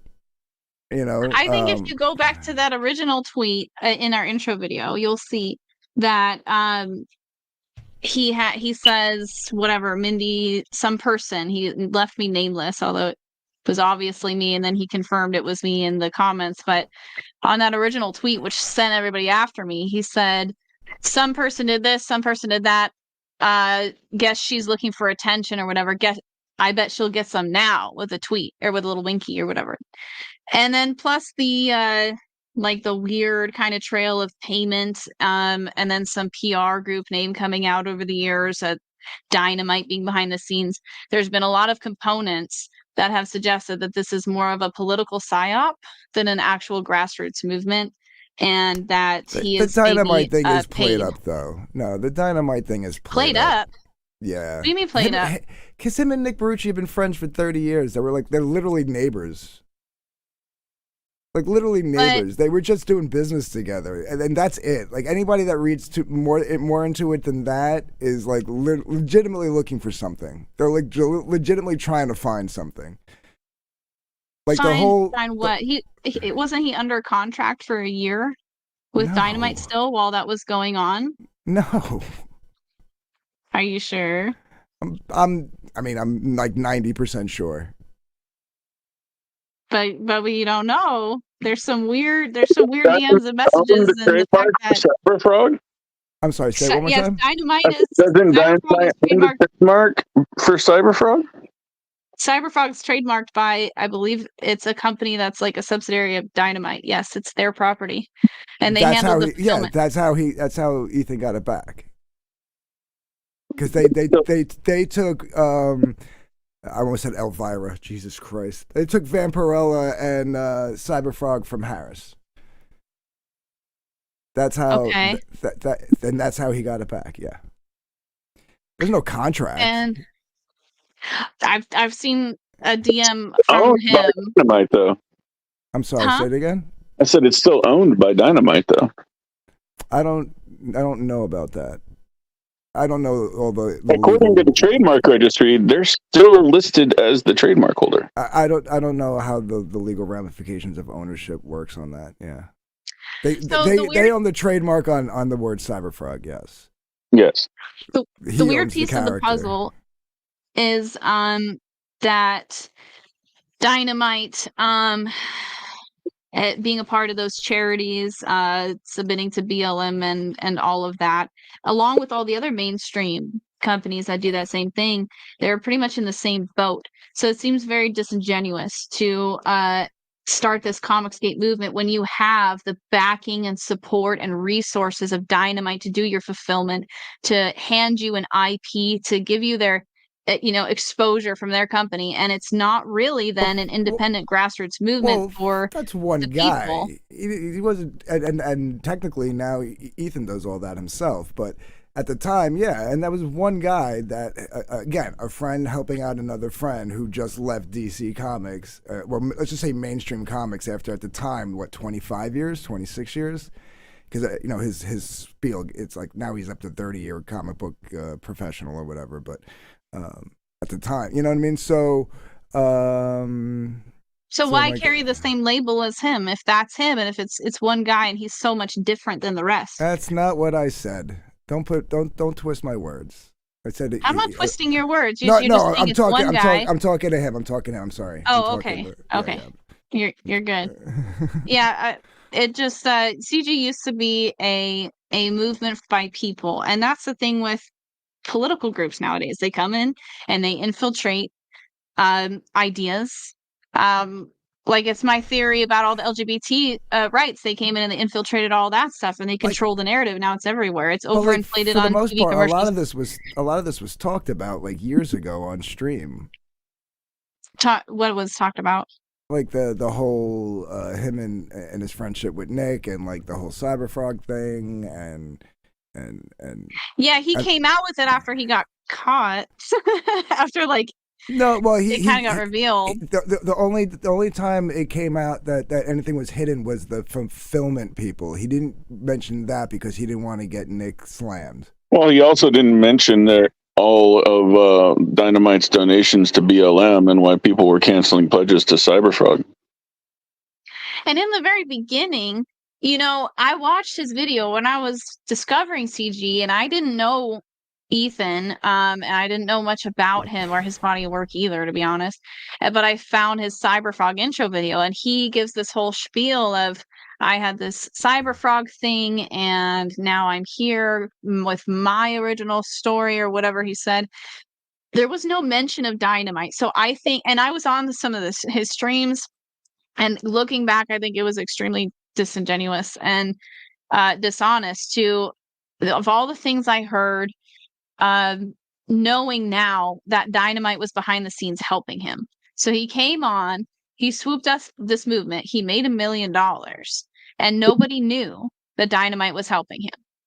And he was promoting everybody it keeps as saying his Dynamite. It was, as far as I could tell, it was Nick that was helping him. It wasn't Dynamite as a company. Well, I think it is. Was. I mean, you could make the fact that Nick is Dynamite. You know what I mean? You could make that argument, I guess. But I mean, well, Nick didn't fund it through his own personal money and resources. Do you think he paid his own personal funds to use his the Dynamite warehouse and the Dynamite Ribbit coin? I mean, you're using companies' resources, right?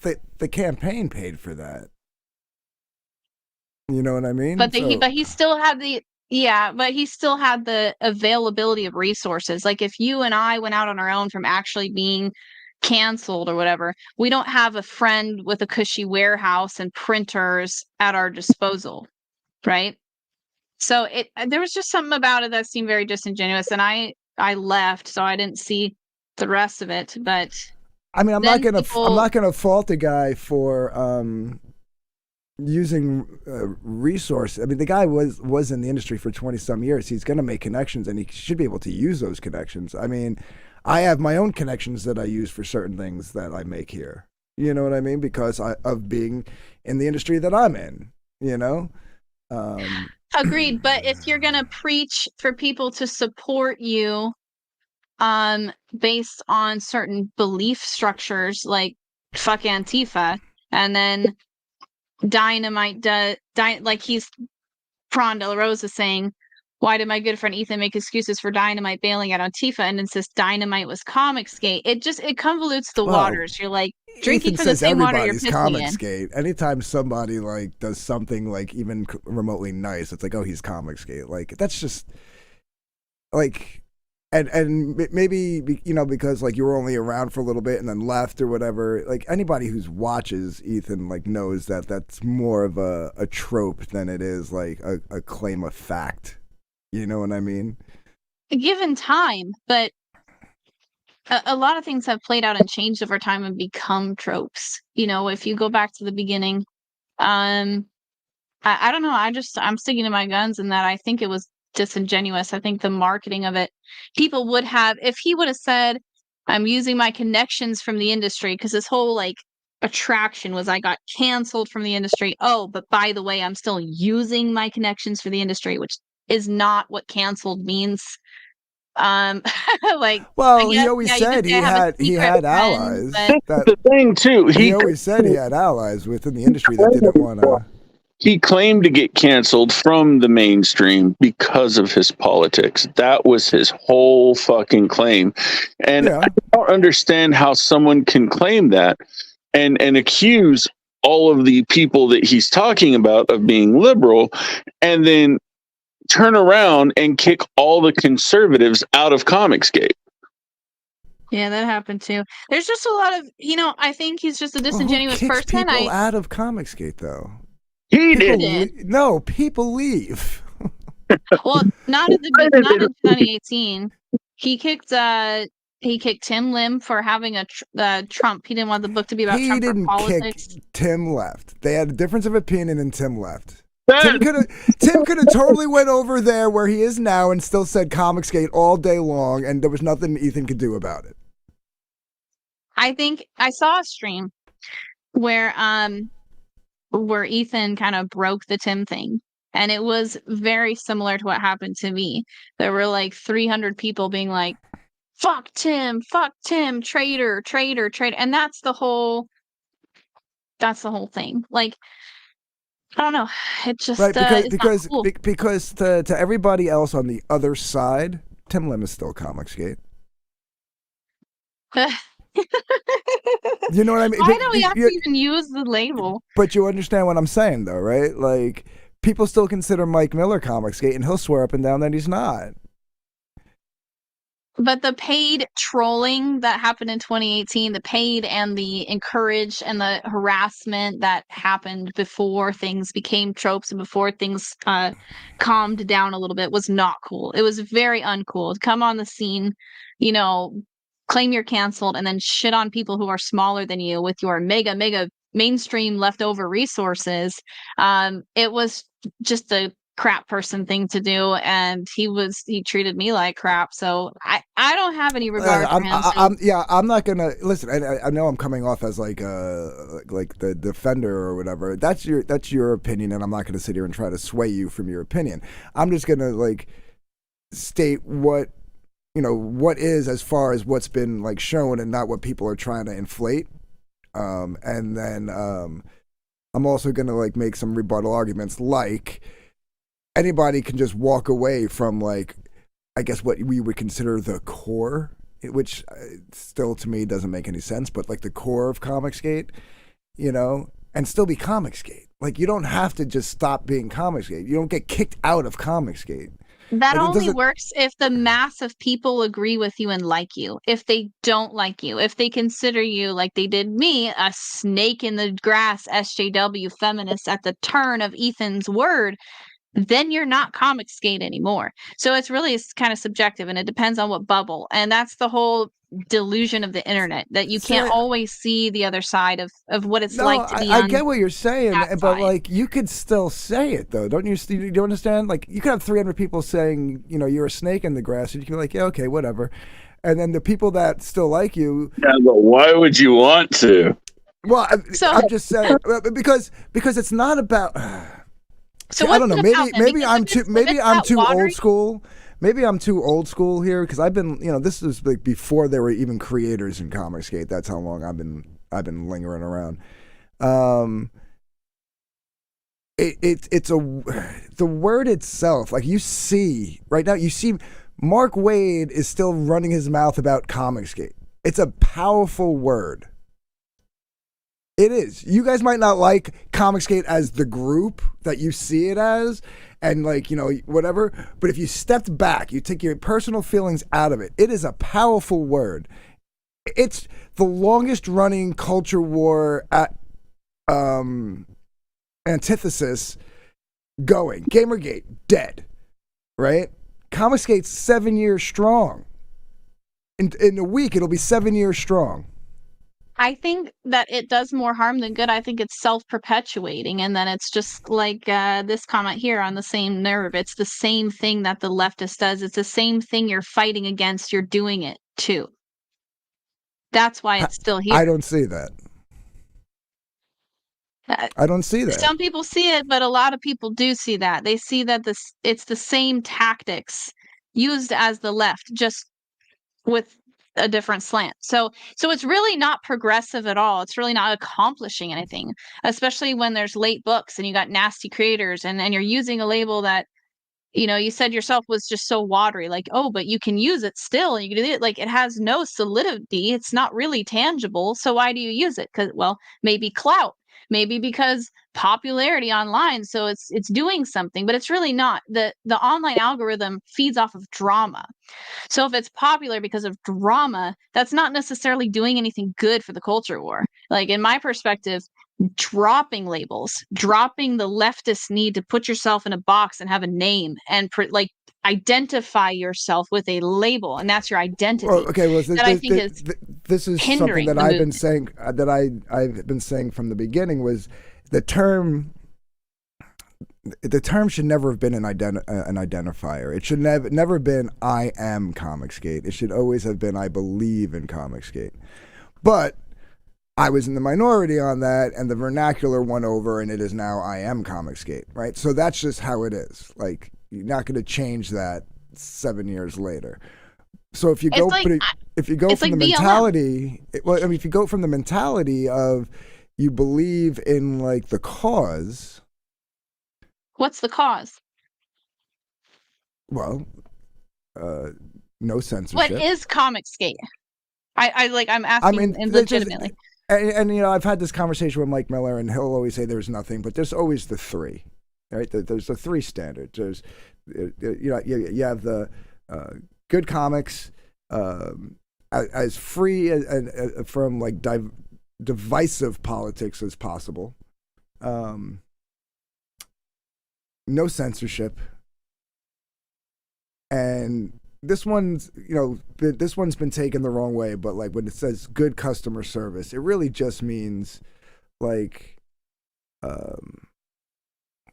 just don't. By that term, Matt Barr is no longer Comicsgate because his customer service is terrible. And also, EBS is no longer Comicsgate because that's not his definition. I was gonna say like you know, that just basically means like, you know, try to be as cordial to the fan base and the customers as possible, right? You know, like.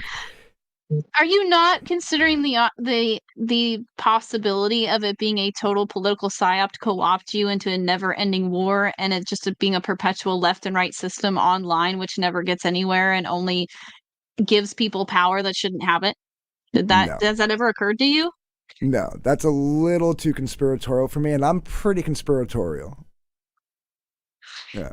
I think if you look at the patterns, and you also look at the source dynamite, which is where it plays into it, which is the resources coming from the same person, same warehouse as the mainstream, it seems like everything that Comicsgate is against in the mainstream is exactly what has been mirrored to make Comicsgate what it is. It learned from the mainstream. It's a branch of the mainstream doing the same thing, except worse. Let's say this. Let's say you're 100% right. Let's just go with the hypothetical here. Say you're 100% right, and that's how this started with the creator side of everything. Let's say that you're 100% right. That's how it started. Ethan's been on the take and all this stuff, boom, boom, boom. But that's not the people who followed. That's not the masses of people. They don't believe that. They're not in that. They're not getting a dime. They're not doing that. You know what I mean? They legitimately believe in the cause. But the cause is subjective. So what, you guys have no structure or organization. And did you know that anything beyond 150 people is ineffective? Any kind of organization. It's Let's not just an say like a organization. statistical. So what's the cause? If it's a subjective cause, what's the use in the label? What is the use? And why? Because the use seems to be very, handy when Fanta gets called looking like Antifa. So everybody can mob against whoever called her to look like Antifa. That seems to be a good use for the label, right? But it's not actually a good use to stick to any sort of cohesive mantra for the people, for the believers, because it's subjective. So it really seems like the only like tangible reason that CG exists and has use is to be a mob against certain people or things, whatever they decide, whoever decides, right? I'm So gonna say that, and that's the point of the mainstream. I'm gonna say no. I'm gonna push back on that What's the because use then? what's How else has CG helped you? I've gained not only a all right, let's take the creator side out of it. I've gained a plethora of people that I can actually, like, when I thought I was alone in how I thought and looked at things, I realized I wasn't. I mean, if you're asking me personally on a personal level. So it is good. What? So it's a social comfort? No, I wouldn't say that. I mean, maybe that aspect of it is a little bit of that, but that's not the main reason. But it gave me a direction and a focal point to focus what I want to accomplish as far as this whole culture war thing goes. And then on the creator side of it, it's given me a ton of people to network through, network with. It's given me, I would say, the confidence. Not that I didn't necessarily have the confidence, because I mean, like I said, I come from a little bit different. Like, I played in bands for 20 years, so I can get up on stage and talk shit. So like doing this whole YouTube thing, that's not an issue for me. You know what I mean? I can talk in front of hundreds and hundreds of people, so it's, but as far as like being able to put myself out there in a different way, like it didn't seem possible. I'm in my 40s, right? So my mentality at the time was like, you have to go through this route to get to this point, to get to that point. This is showing to get to what point? Whatever you want to do in life. Like, I mean, thankfully I had the experience of the music industry going into the digital realm to kind of like compare it to, so I was able to catch on quickly to like how like self-publishing could be a comic could be the same as self-publishing your own album, so it was really easy to make that like connect the giving you a dots. group of people that will buy your merch. I'm sorry? It's giving you a group of people that will buy your merch. I mean, it has, but that's not what I'm saying. But no, it has. But no, what I'm saying is like it showed me that like Ethan sees it as it's his piggy bank. And that came, I think, a lot from Dynamite having connections to the mainstream. So it's from the mainstream that this thing all. I honestly, deep down, I think CG is a lie. I think that, and that's my biggest problem with it, is that I think it was a fabricated, basically cash grab to reach your pocket in both aisles. And I come from a marketing background. If you've ever seen the movie like Wag the Dog, there's a lot of manipulation that happens with the digital social realm. That's why it's called social media. It's media. It's basically theater and entertainment. I mean, you've got people influencers. Go ahead. Right. Well, the point here, he says the CG fan base and most CG creators have zero mainstream connection and believe in the principles. Yeah, that's what I just said. Yeah, they have zero mainstream connection, but they all have each other. It's a circle piggy bank. That's what it is. It's a social circle. So why, and yes, and it connects you. It's a networking social circle, and go ahead. But a bunch of us are trying to like reach out of like the I guess what you were calling the social circle of it to branch out. Like I have like the music side of things. I'm trying to push like to get like, because trust me, there's a bunch of comic nerds in that are music fans, that make music, that are music fans, right? So that's where I'm pushing towards. Somebody Who else doesn't like music. Everyone. Well, right. Everyone likes music. You know, and I'm also looking at these what they call like the indie YouTube musicians, like artists, right? They do a bunch of cover songs. You go like, oh, that's a good cover, and you go check out their YouTube channel, and next thing you know, they're pushing you towards their Spotify where they got their original music. And I'm looking at that as like, how can we utilize some of those aspects in our own marketing and stuff like that? And I'd like to just as a little toot my own horn. Just so you know, Mr. Prawn Delarose, last night's stream when we ended had 570 views when we ended, so fuck you. But again, I think that those views started because you had Mr. Ethan come from Dynamite. I think that's where it comes from. And Dynamite was kind of, I saw them playing the field a little bit of like, and that might come from Nick's personal tastes of playing the more conservative card at the same time, kind of like playing both aisles. So well, he's got to think, play the politics, right? He's got a business to run. Exactly. Right. So I think, but I just find it awfully ironic as I one hope main I talking am small point. time, Prawn. I'm not trying to be big time. I'm trying to like just do my thing, have fun, and hopefully not have to be in the restaurant business the rest of my life, you know, and yeah, that'll be fun. That'll be good. Vic, is this about us having a fan base? The fan base that we got was not from Comicsgate though, or Dynamite, or anybody. The difference there is that nobody helped us. I'm sorry, I'll be right back. He's saying that he's saying that it's no different than us having a fan base. They're having their Comicsgate group that buys stuff from them. We have our group that buys stuff from us, so there's no difference. And I agree with that. It's just our group doesn't have to adhere to any certain label. That's what that would be the only difference. I think it's I think it can be ostracizing. I think in the end, well, Dark Rift is gone, but he said he'll be right back.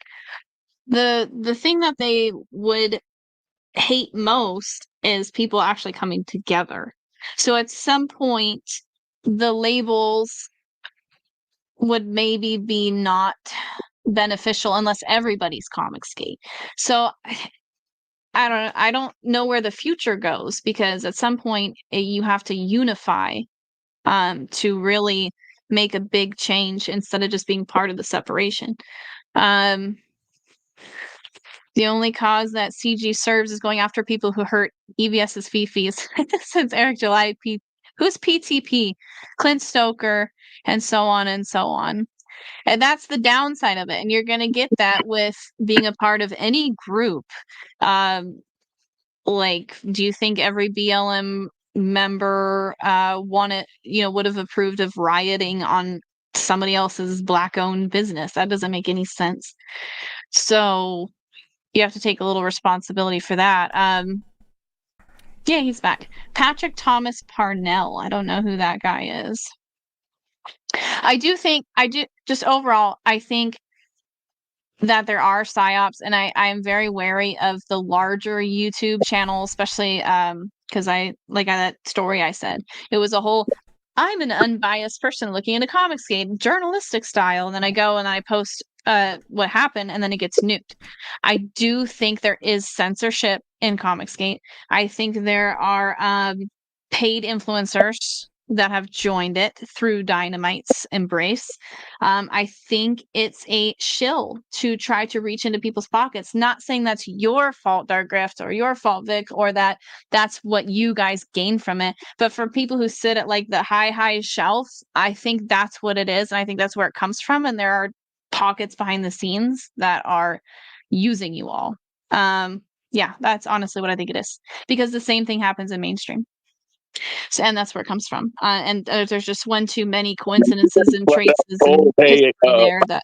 Like we've been told by other like creators, like, hey, I can't talk to you or I can't be seen with you because if DC gets wind of this, I'll lose my job. Yeah, I'm just catching back up because shit. I'm just catching back up.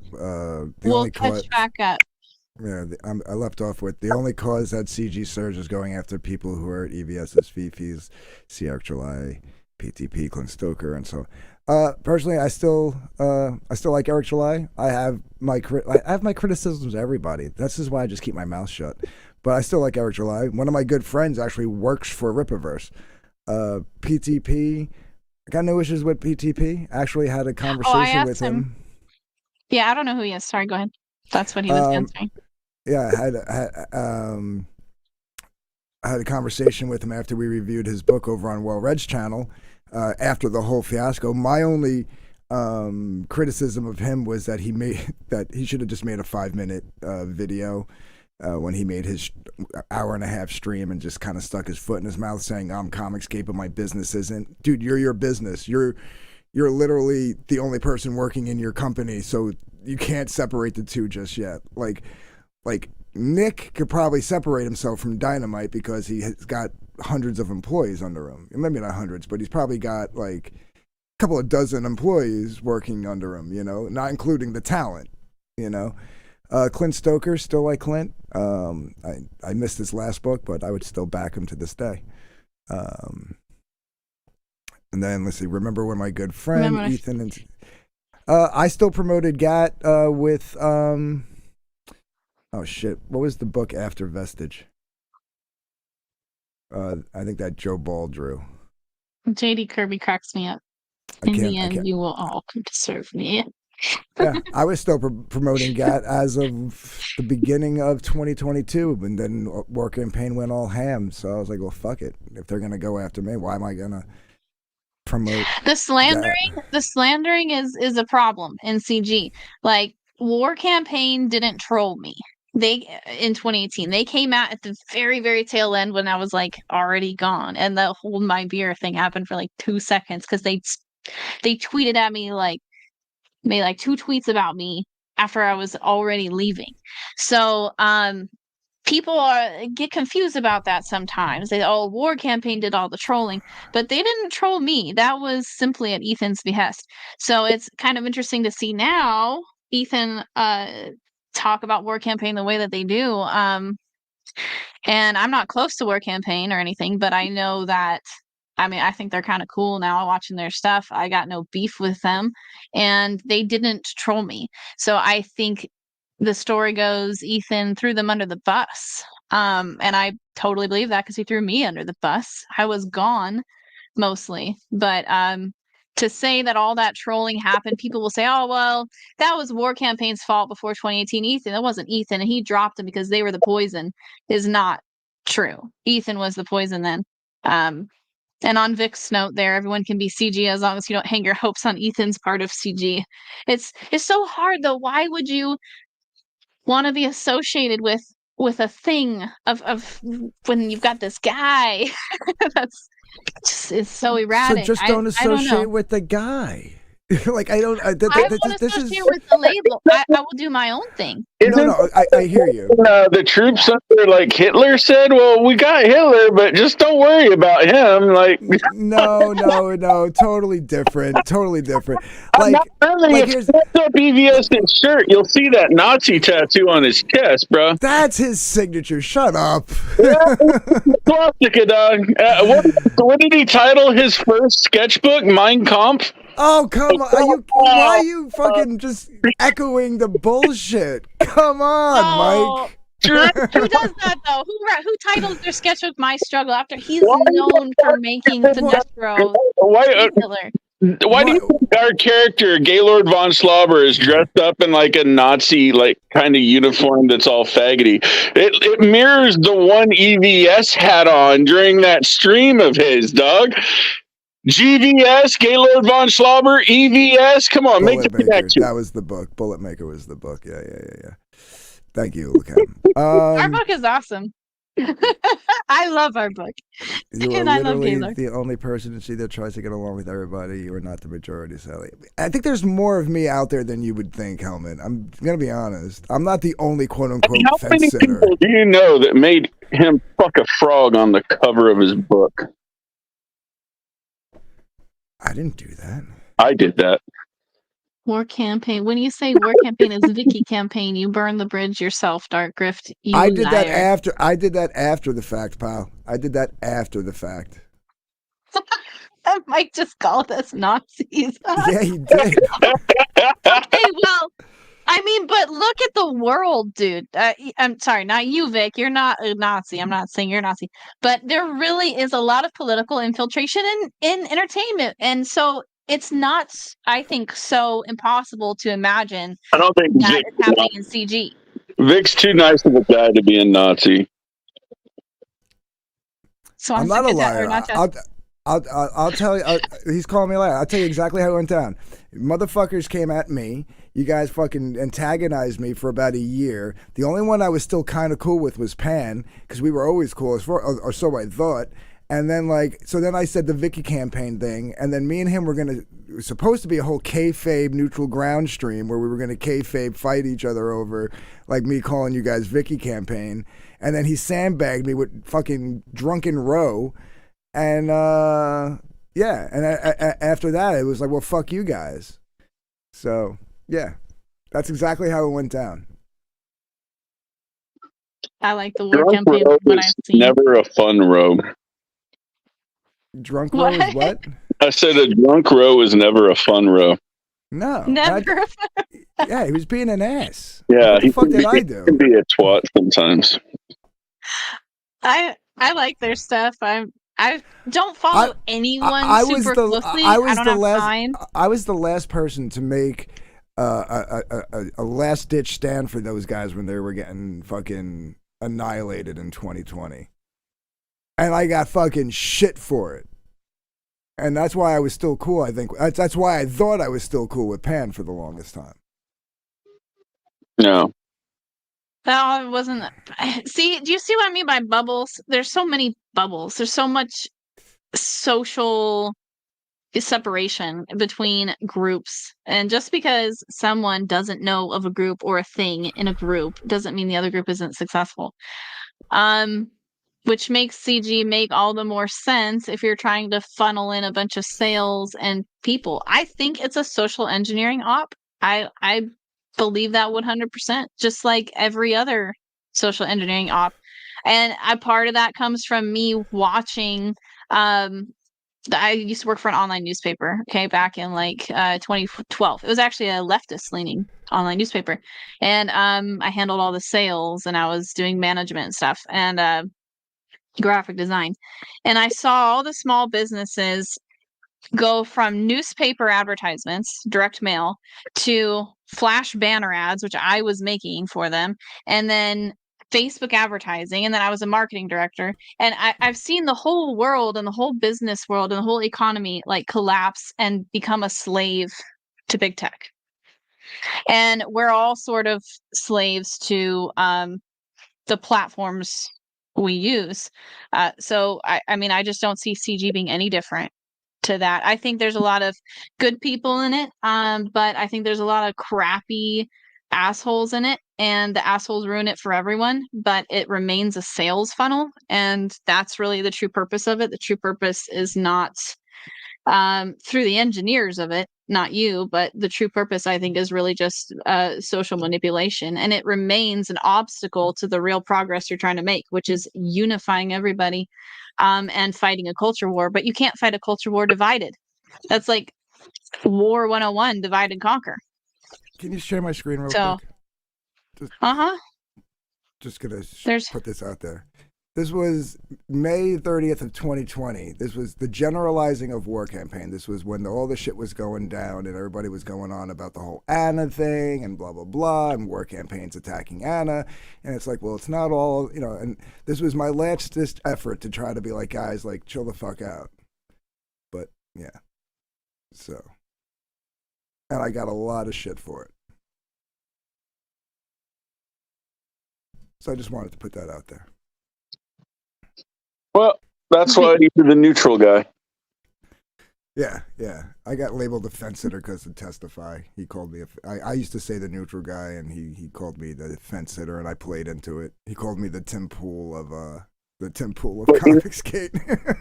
It doesn't take long to set on a fence before you find that a post gets straight up your ass. No, that's why if you notice when I drew when I drew the caricature of myself sitting on the fence, it was one of those nice brick fences with a pillow, you know. So, yeah. More books is what's needing. That's what's winning the culture war. I completely agree.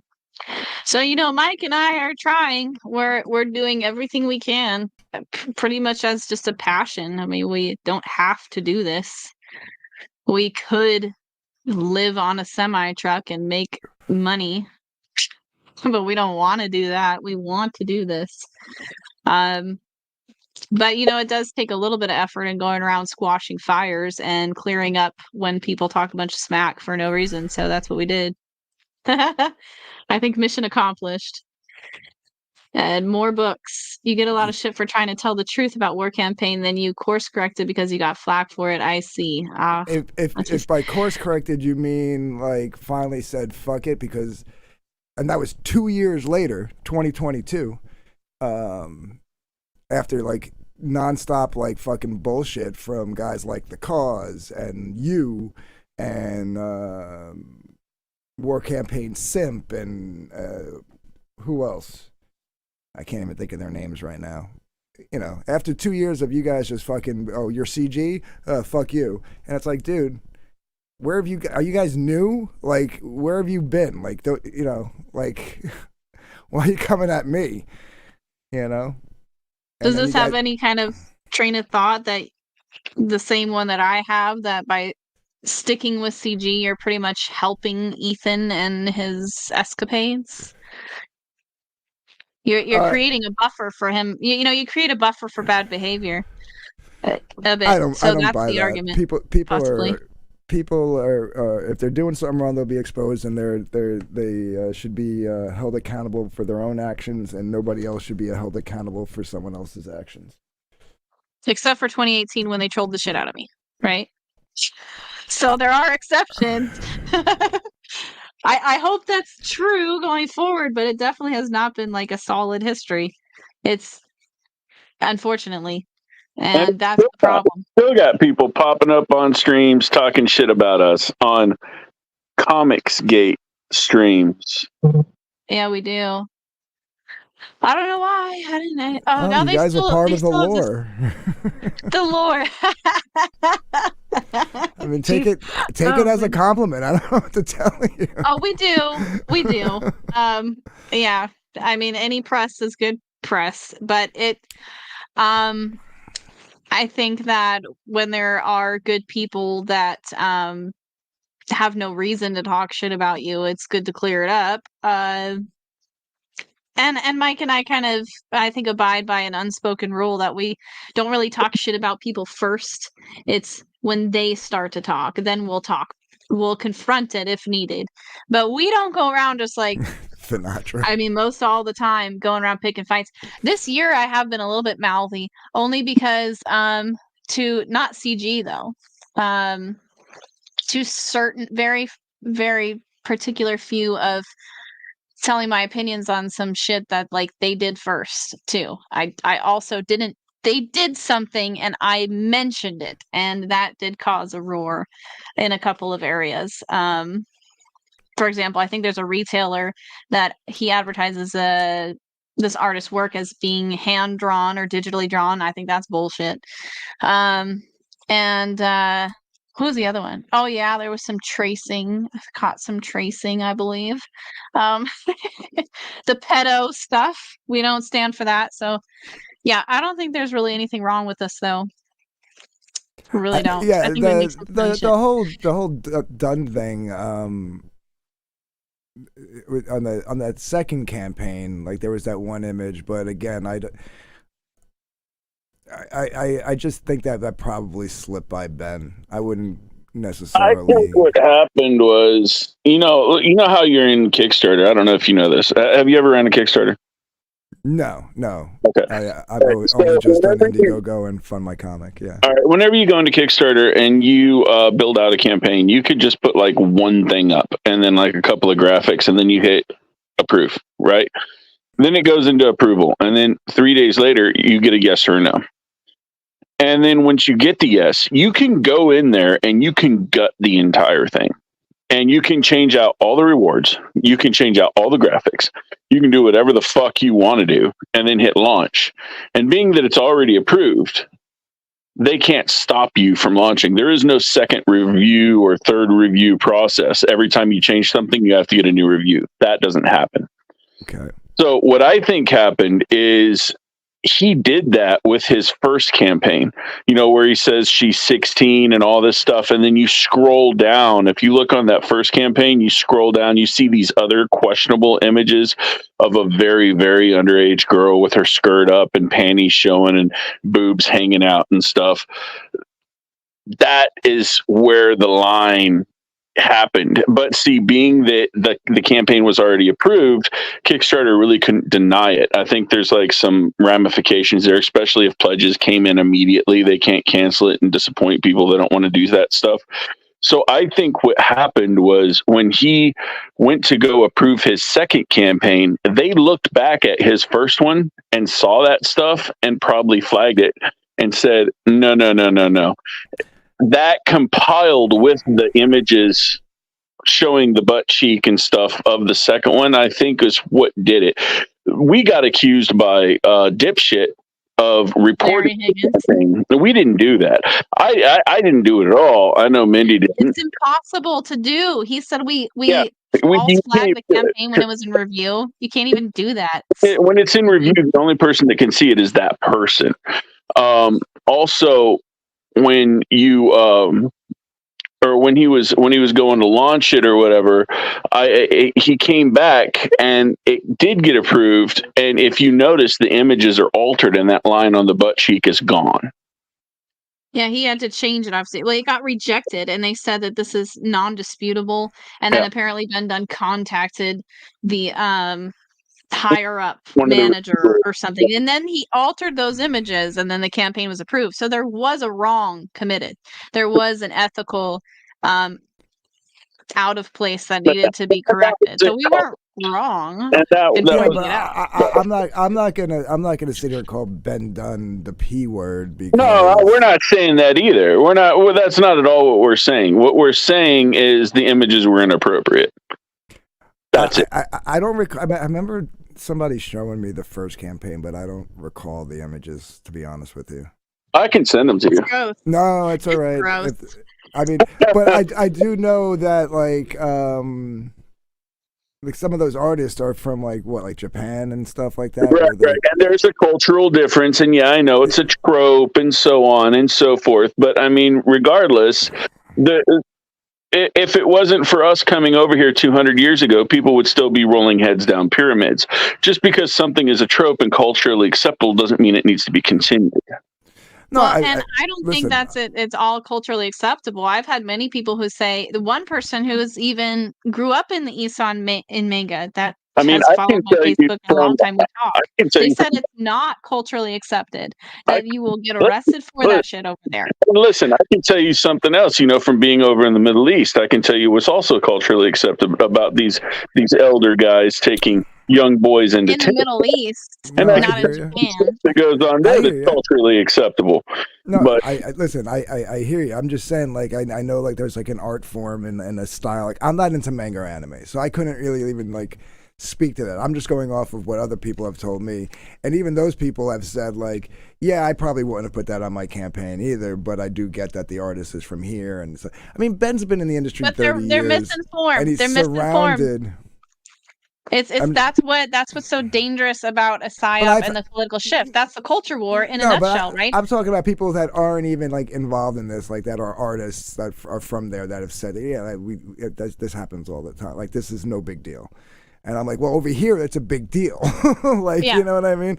Like, there's a difference here. And maybe like if you're, you're working for someone in the States, maybe find out like what they're there's a reason why like Sailor Moon and like in Japan is like 14, but like here she's 20 something. Like, like let's take a step back here and let's pretend that I did it, right? Let's pretend that the Wheelers came out with a book and in it was some of that stuff, right? And Who do you think would get the blame for that? Do you think it would be the artist that did it, or do you think it would be me who put it out? No, and I'm pretty sure I said this to I even said, because like when I was on Larry's show, I was it was right after all that went down. I'm pretty sure I said if I was Ben, I would have like nixed those images. You know what I mean, paid attention to the product that you're putting out, because I mean that ultimately falls on your shoulders. Right, you're the editor, you're the publisher, whatever. You know what I mean, but and Larry goes around pretending he's a 23-year-old girl on Facebook. So Larry's a 50-year-old man. All right, listen. Not going to get into that. And he's defending it. It's kind I'm they not going outed to speak themselves. to that. They I'm just outed saying, themselves as pervs. I'm just saying that you know, when you're like what's Ben? He's got to be like pushing 60, right? Yeah. Right. He's probably surrounded by a bunch of like younger people who say, "Yeah, no, this is good. This is what's in now," and he's probably like, "Oh, okay." You know what I mean? Like the guy's been in the industry surrounded by these idiots forever. Maybe I don't sit on the fence on that one. I don't sit on the fence. I'm not ever associating with Antarctic Press after that. And anyone, I've cut off friends since that incident because I do not want any association with any of that junk. Mistake or not, shit, I would never make that mistake. I would never have made that mistake. I could not. My inside morality would have said, I don't give a shit if you say it's in. That junk's not happening on my page. And that's where the culture war, if you want to, fight the culture war, that's what it takes. It takes balls. It takes balls and a spine to say, no, stop doing that around children. So yeah, I mean, that would never have happened on me. So if he makes that mistake, I know he's 6 years old, whatever. He's had people who likes his work, whatever, but that's a no for me. That's a hard no for me. Yeah, no, I hear you. Like, it's not my taste either, you know. I'm just Prawn's. Wait, what did Prawn say? Still laughing? Getting trolled by fanboys. All right, if you're gonna confuse a troll for a lie, then you're an idiot. I'm sorry, man. I was trolling Pan in that thread hard, and he'll even tell you I was trolling him. So, have you seen Matt Barr's climate scare comic? That's CG winning the culture war, I guess. Okay, at some point, took a job. we all are going to have to unite. We all are going to have to realize that, like, certain topics like climate change and pedophilia are just a no, right? You know, I wish we would all drop the labels. But you're talking about a guy who took a job who wasn't politically active at the time. He just took a job making a book. This was how many years ago? And like people want to bring it up and act as a big gotcha. Like the guy can't change his mind 8 years later, like that's not allowed. Like, I think it should be, because I mean, I can tell you right now, I'm not the same person I was 8 years ago. So yeah, I don't know. I wasn't even like really politically conscious really until about 2016, because I was always against mainstream media, like the news. I always thought all the news was lying to us, and I wasn't even political. It was just something that I noticed. And I realized that shit was getting crazy, because I'd be like, they'd like, everybody was freaking out about Trump, and I wasn't even like that, like big of it. Like I'm not a Trump supporter per se, and I was even like, this guy's running. He's the guy that yells "You're fired" on fucking NBC. Like I like, you know what I mean? Like I liked him as like a funny, crazy, kooky celebrity, but I was like, I don't know if he should run the country. But then they were like, oh, Trump's a Nazi, Trump's a racist, Trump's this, he said that. I'm like, there's no way this guy fucking said that. And like, I'd go look, and of course they were lying. So I again, my main thing was pointing out the lies of the news, like the media. Are you defending Trump? Like, no, I'm saying they lied. It just happened. If it happens to be defending him by me pointing that out, that's a byproduct of the argument. But like, that's not, you know. And that's how I started to like get like, what the fuck is going on here? Like, you know what I mean? And that's how I got into politics. So like things like kind of like were eye opening, and I'm sure everybody's gone through that. Matt probably went through it. You guys probably went through it. You know, we got through it when BLM was trolling us, yeah, for no fucking reason. Yes, we did in 2016, and that's when the mainstream and Bleeding Cool and Rich Johnson and Rob Liefeld, we were being attacked. We were squashed. Like we had foreigners from like other countries leaving 1-star reviews on our business page saying we were racist, like out of the blue. Yeah, we went through it. And see, MAGA is another label.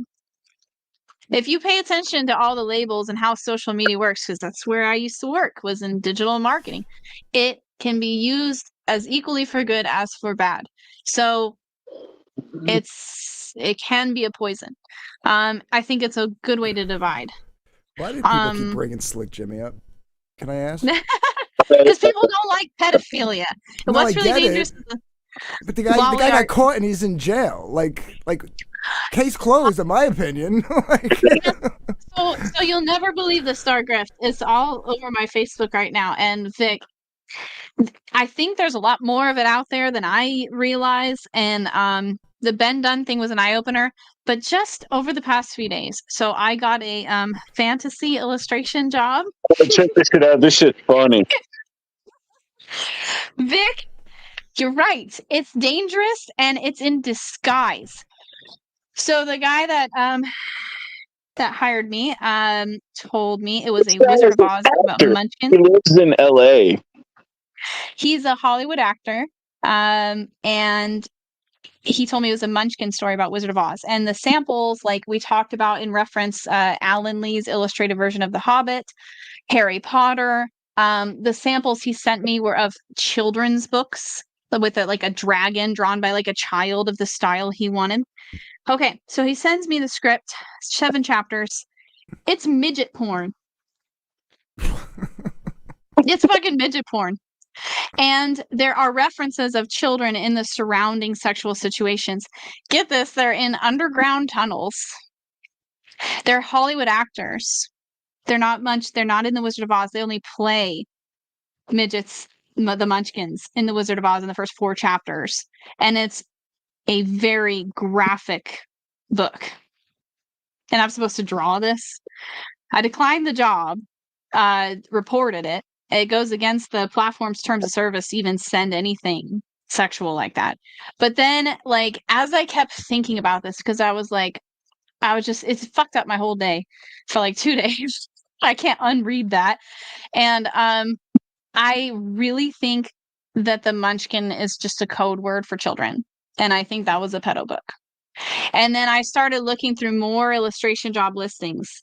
And I was like, oh my God, it's in a lot of them.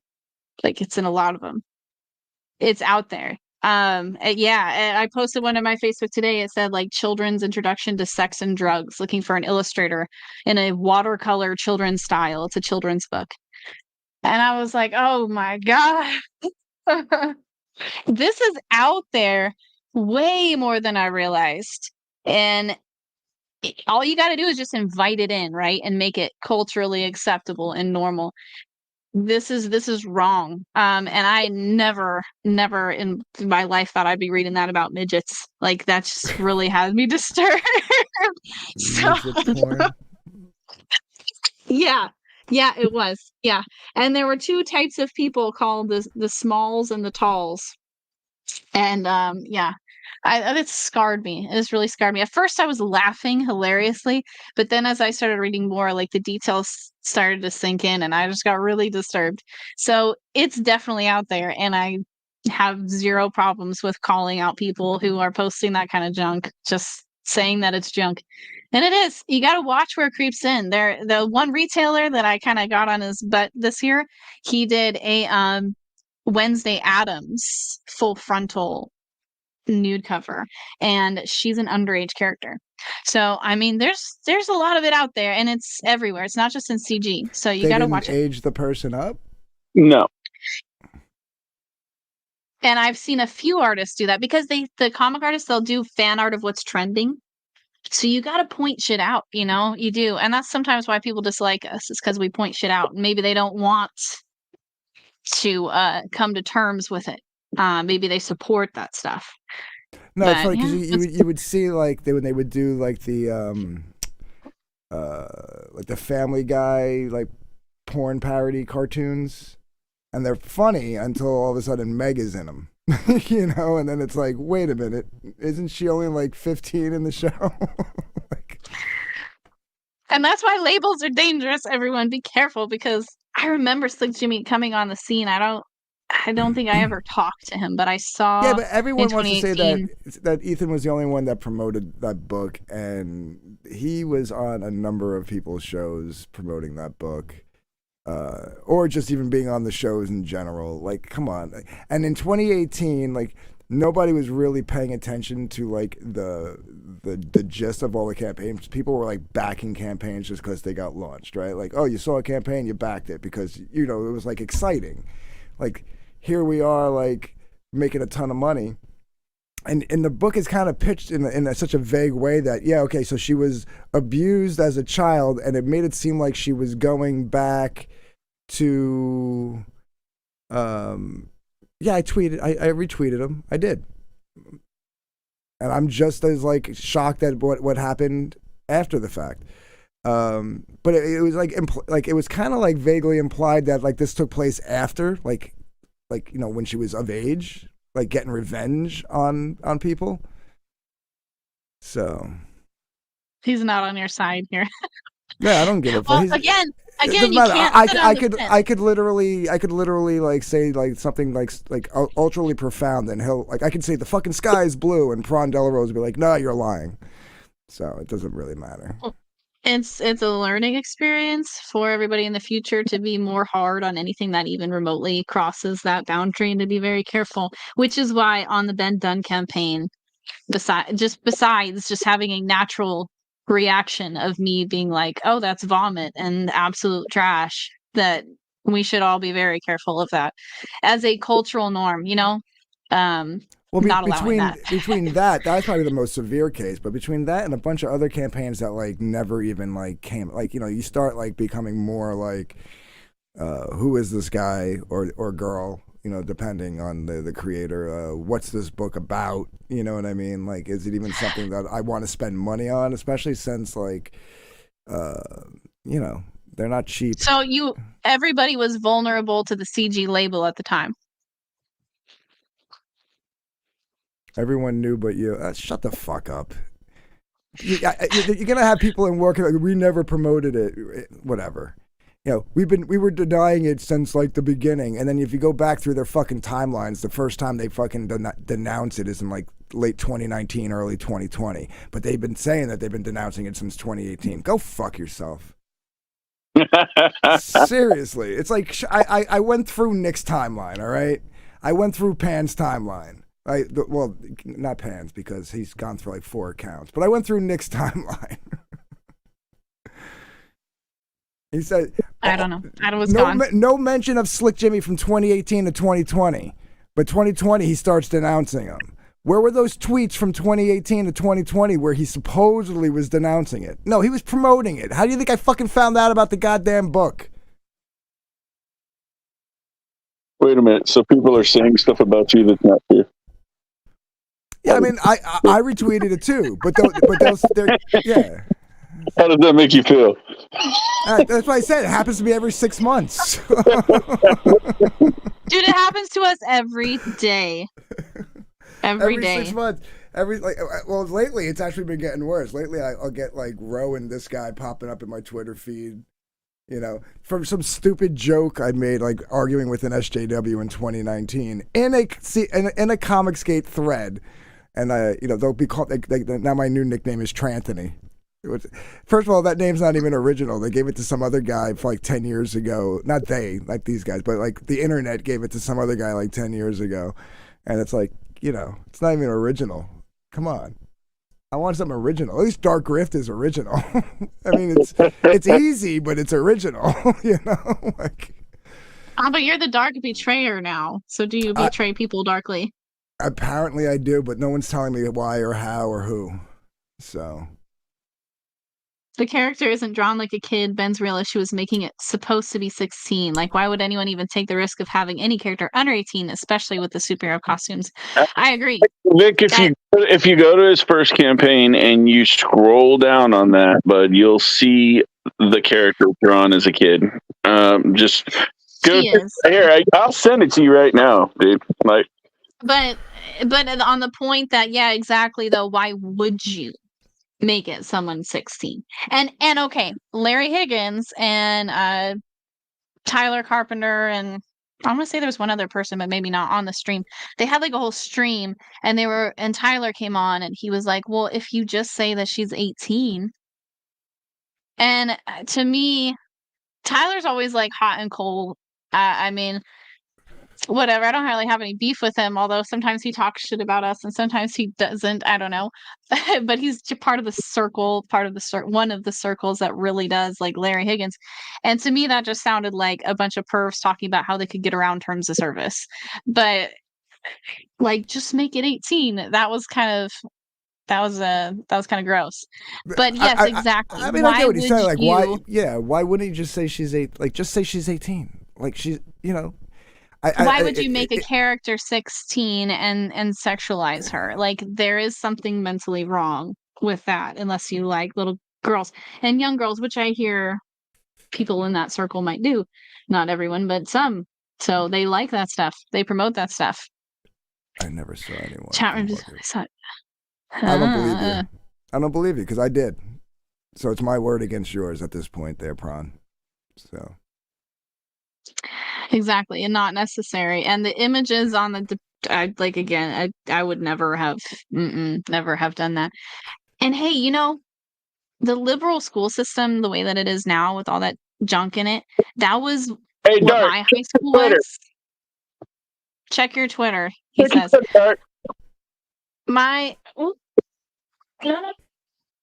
Okay, hang on. You guys gotta carry on without me first.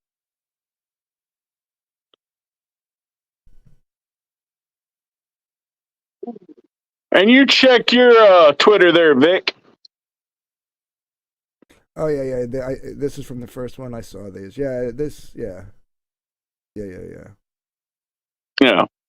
it's over the line. Yeah, I mean, there's pushing boundaries, and then there's just some boundaries you stay away from.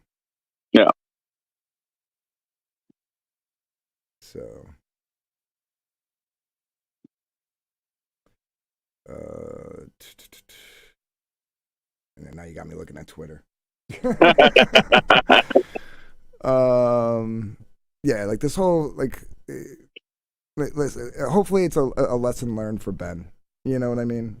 Yeah, I hope so too. And maybe he'll pay closer attention to the stuff he puts out. You know, I hope that's a thing going forward. And you know, I don't wish any ill will against him or his company. I'm not calling him any names or saying he's away or he's not away or anything like that. You know, it's just pointing out something that was kind of inappropriate and just, you know, moving on from that.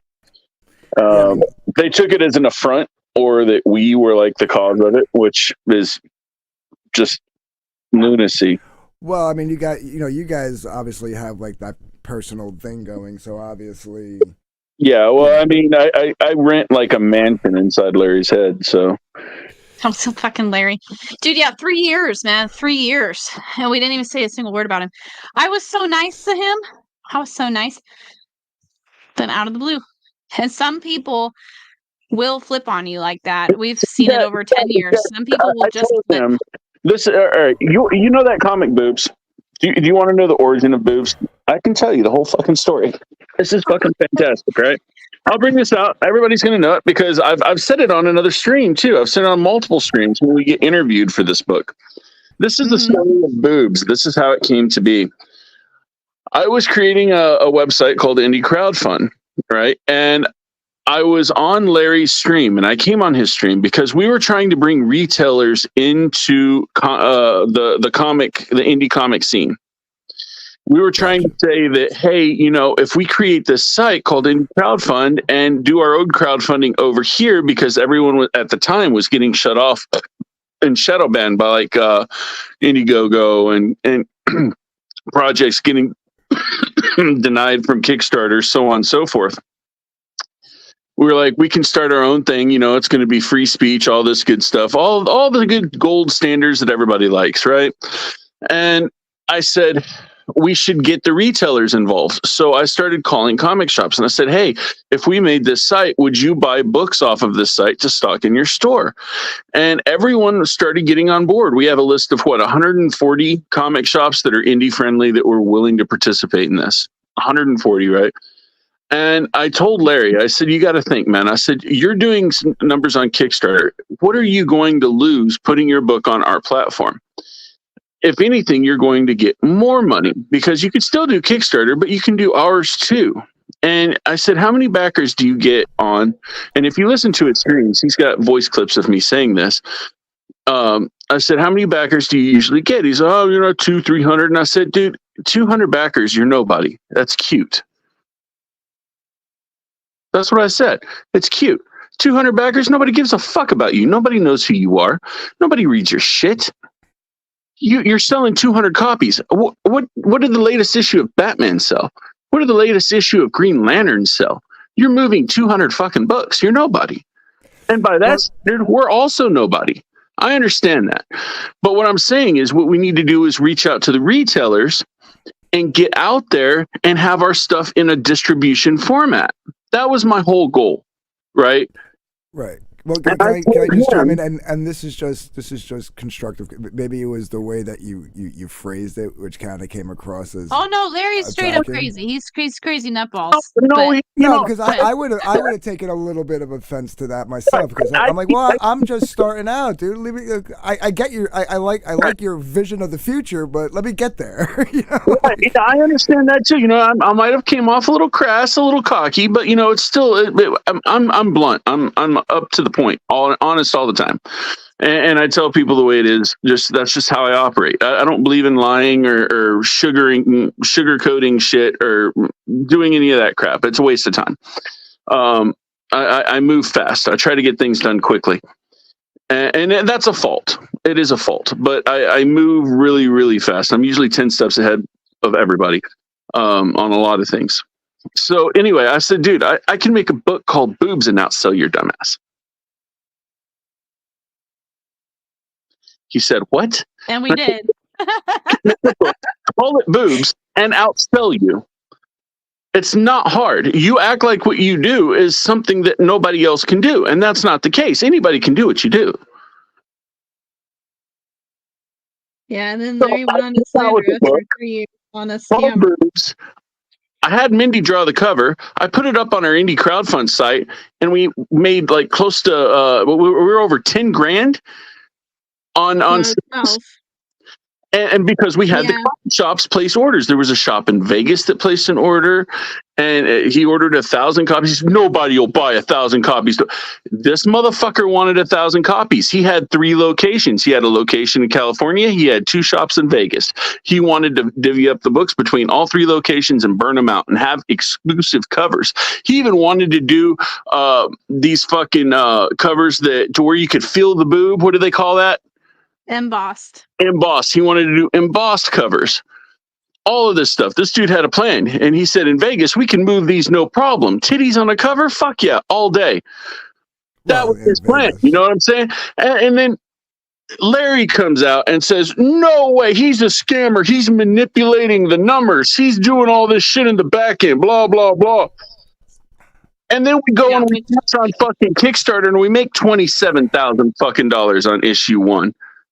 Well, let me ask you a question, because there's a lot of like things that, at least as far as what like the details going into that site, where that didn't come across as like maybe you rushed and like they weren't like put in place correctly. Like it's all gossip. It's all slander. We had a very nice looking site. The site was ready. I saw the site. The site looked good. I'm just saying, like, was it really going through?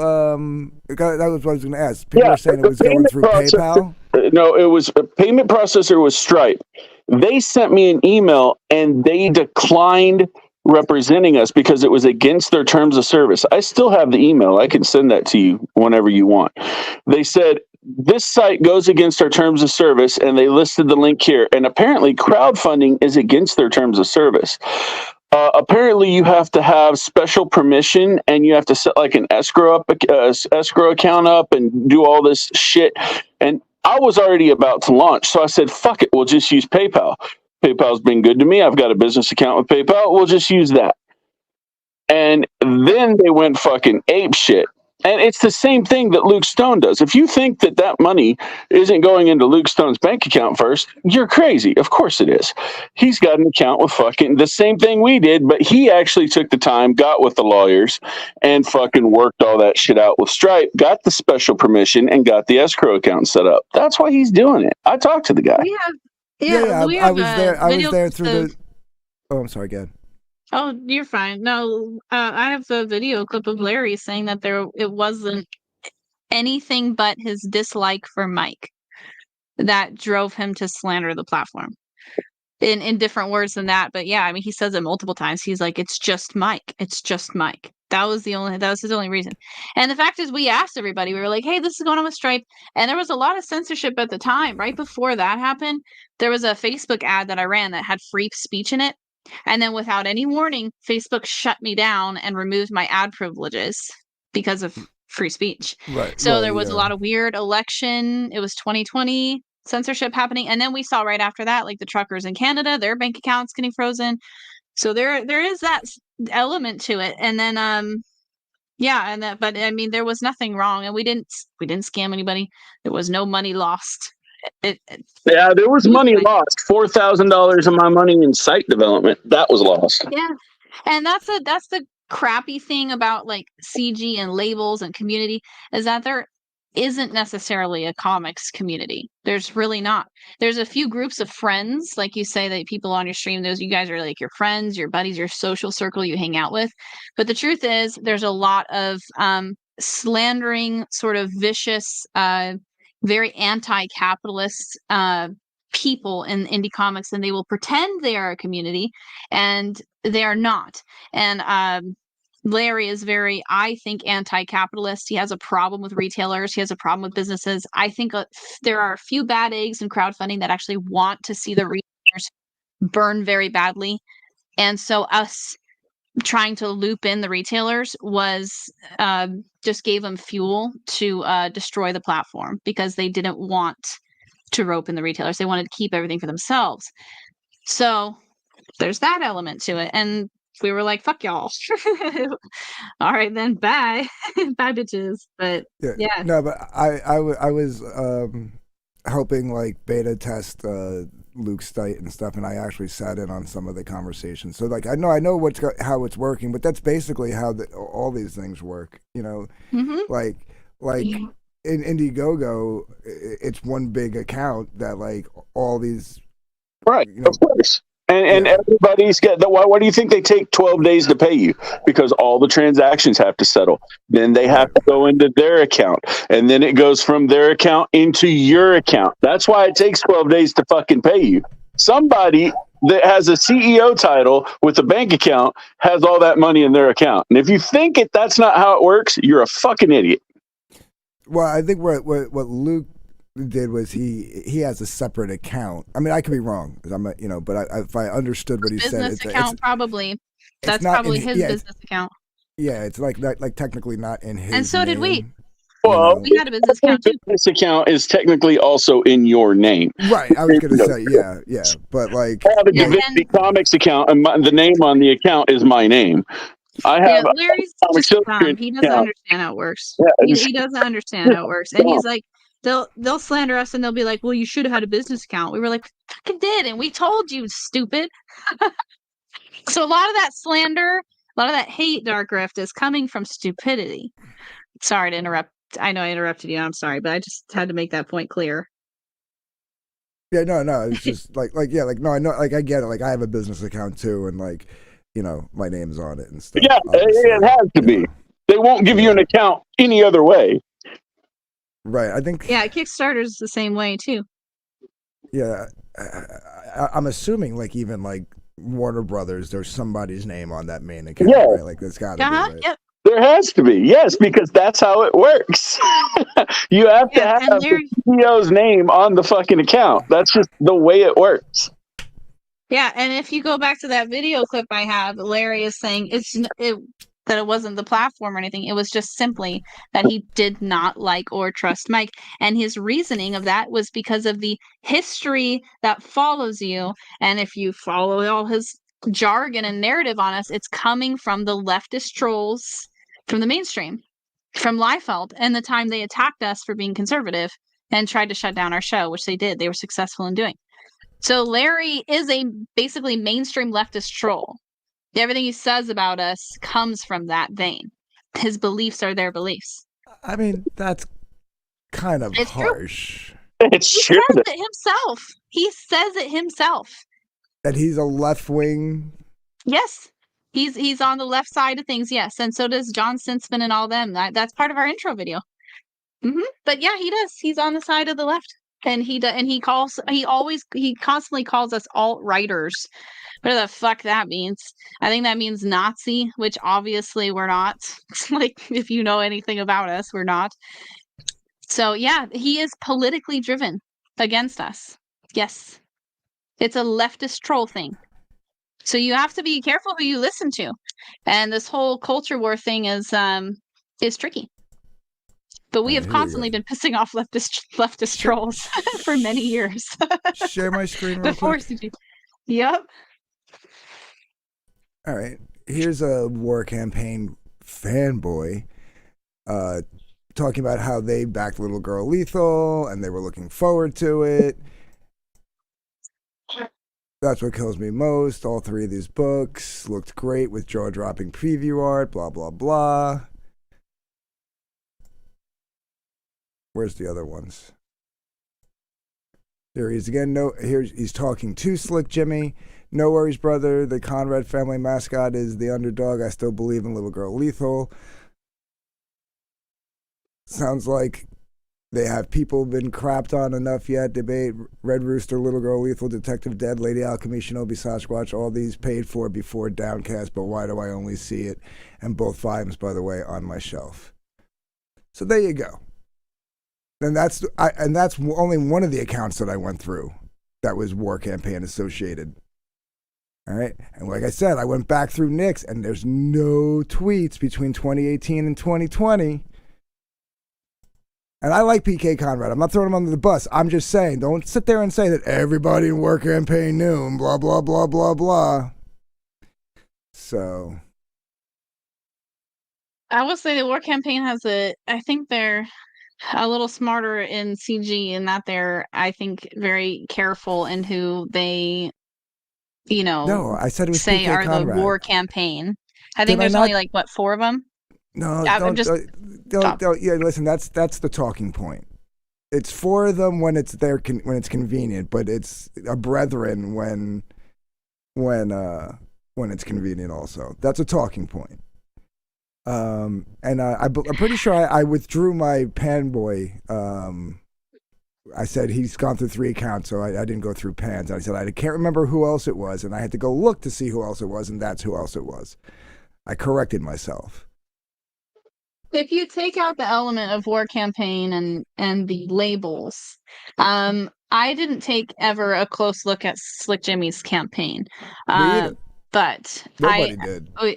Well, and I've heard from maybe 1 or 2 people that if you did open the campaign page and you kind of looked at it, that it did seem pretty obviously pedo. So if there is a mistake made there, it's in that people maybe were too quick to share, which is a mistake that's easy to make online, and why I would encourage people to look more deeply. With the group, and you just support that group just because of the group name. That's what people were doing. All the books I got burned on came out in late 2018, early 2019. Those are all the books I got burned on. You know what I mean? Like that's one of them. That's all the crap. Mm-hmm. Because that's when people were just like, oh, there's a campaign, boom, I'll back it. There's a campaign, boom, I'll back it. Is Vic really trying to sell a commission on our stream? Yeah, he is. Vic, you like that trip story cover? That trip story cover turned out so good. Stop, man. No, let him chill. That's fine. But like there was one that I that nobody remembers, but I remember it because I got burnt on it, called The Knox, and it was about, if I remember correctly, it was about breaking into Fort Knox. It looked really good. The art was really good, all that stuff. But it didn't fund, but it was a flexible goal. So it was one of those campaigns where like, we're still gonna make the book, and nobody got their money back. And like here we are, what, 5 years later, and those motherfuckers I don't even think are on Twitter anymore. You know what I mean? Like, I'm never gonna see that book again. There was another one. Oh man, I can't think of the name of it. I'll give this guy a little bit of a pass. I think he had like brain tumors or something, and he like was getting through like a whole bunch of shit. Like I remember him posting pictures of him in the hospital. He had surgery. I can't think of his name. It was like Gil something. I don't know. I don't even know if the guy's still alive, to be honest with you. So it was just like one of those, again, another one of those ones that didn't fund, but it was a flexible campaign, and you know, the book's still coming, and 5 years later, it's not here.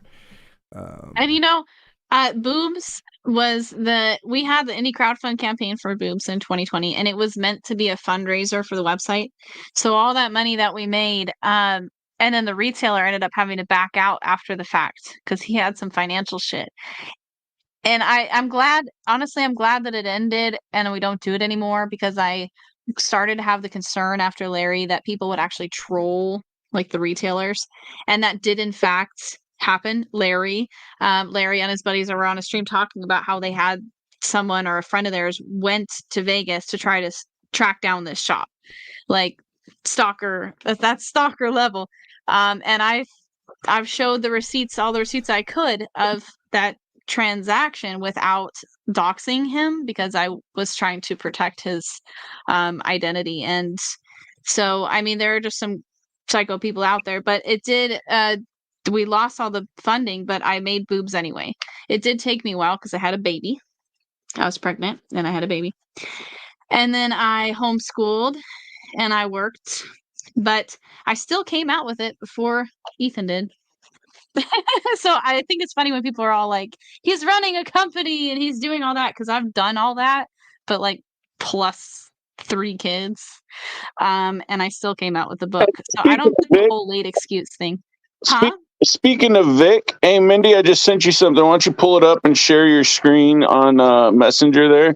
That way we can shill Vic 1 second, because Vic is such an amazing artist. You should definitely get a commission from him, because if you do, you might get a beautiful piece like this. Oh, did you send it to my Facebook? Yes, I did. All right. I thought you posted private chat. Okay. Drip Story is in pre-launch, by the way. It is on Kickstarter right now, and pre-launch, taking email addresses for notifications.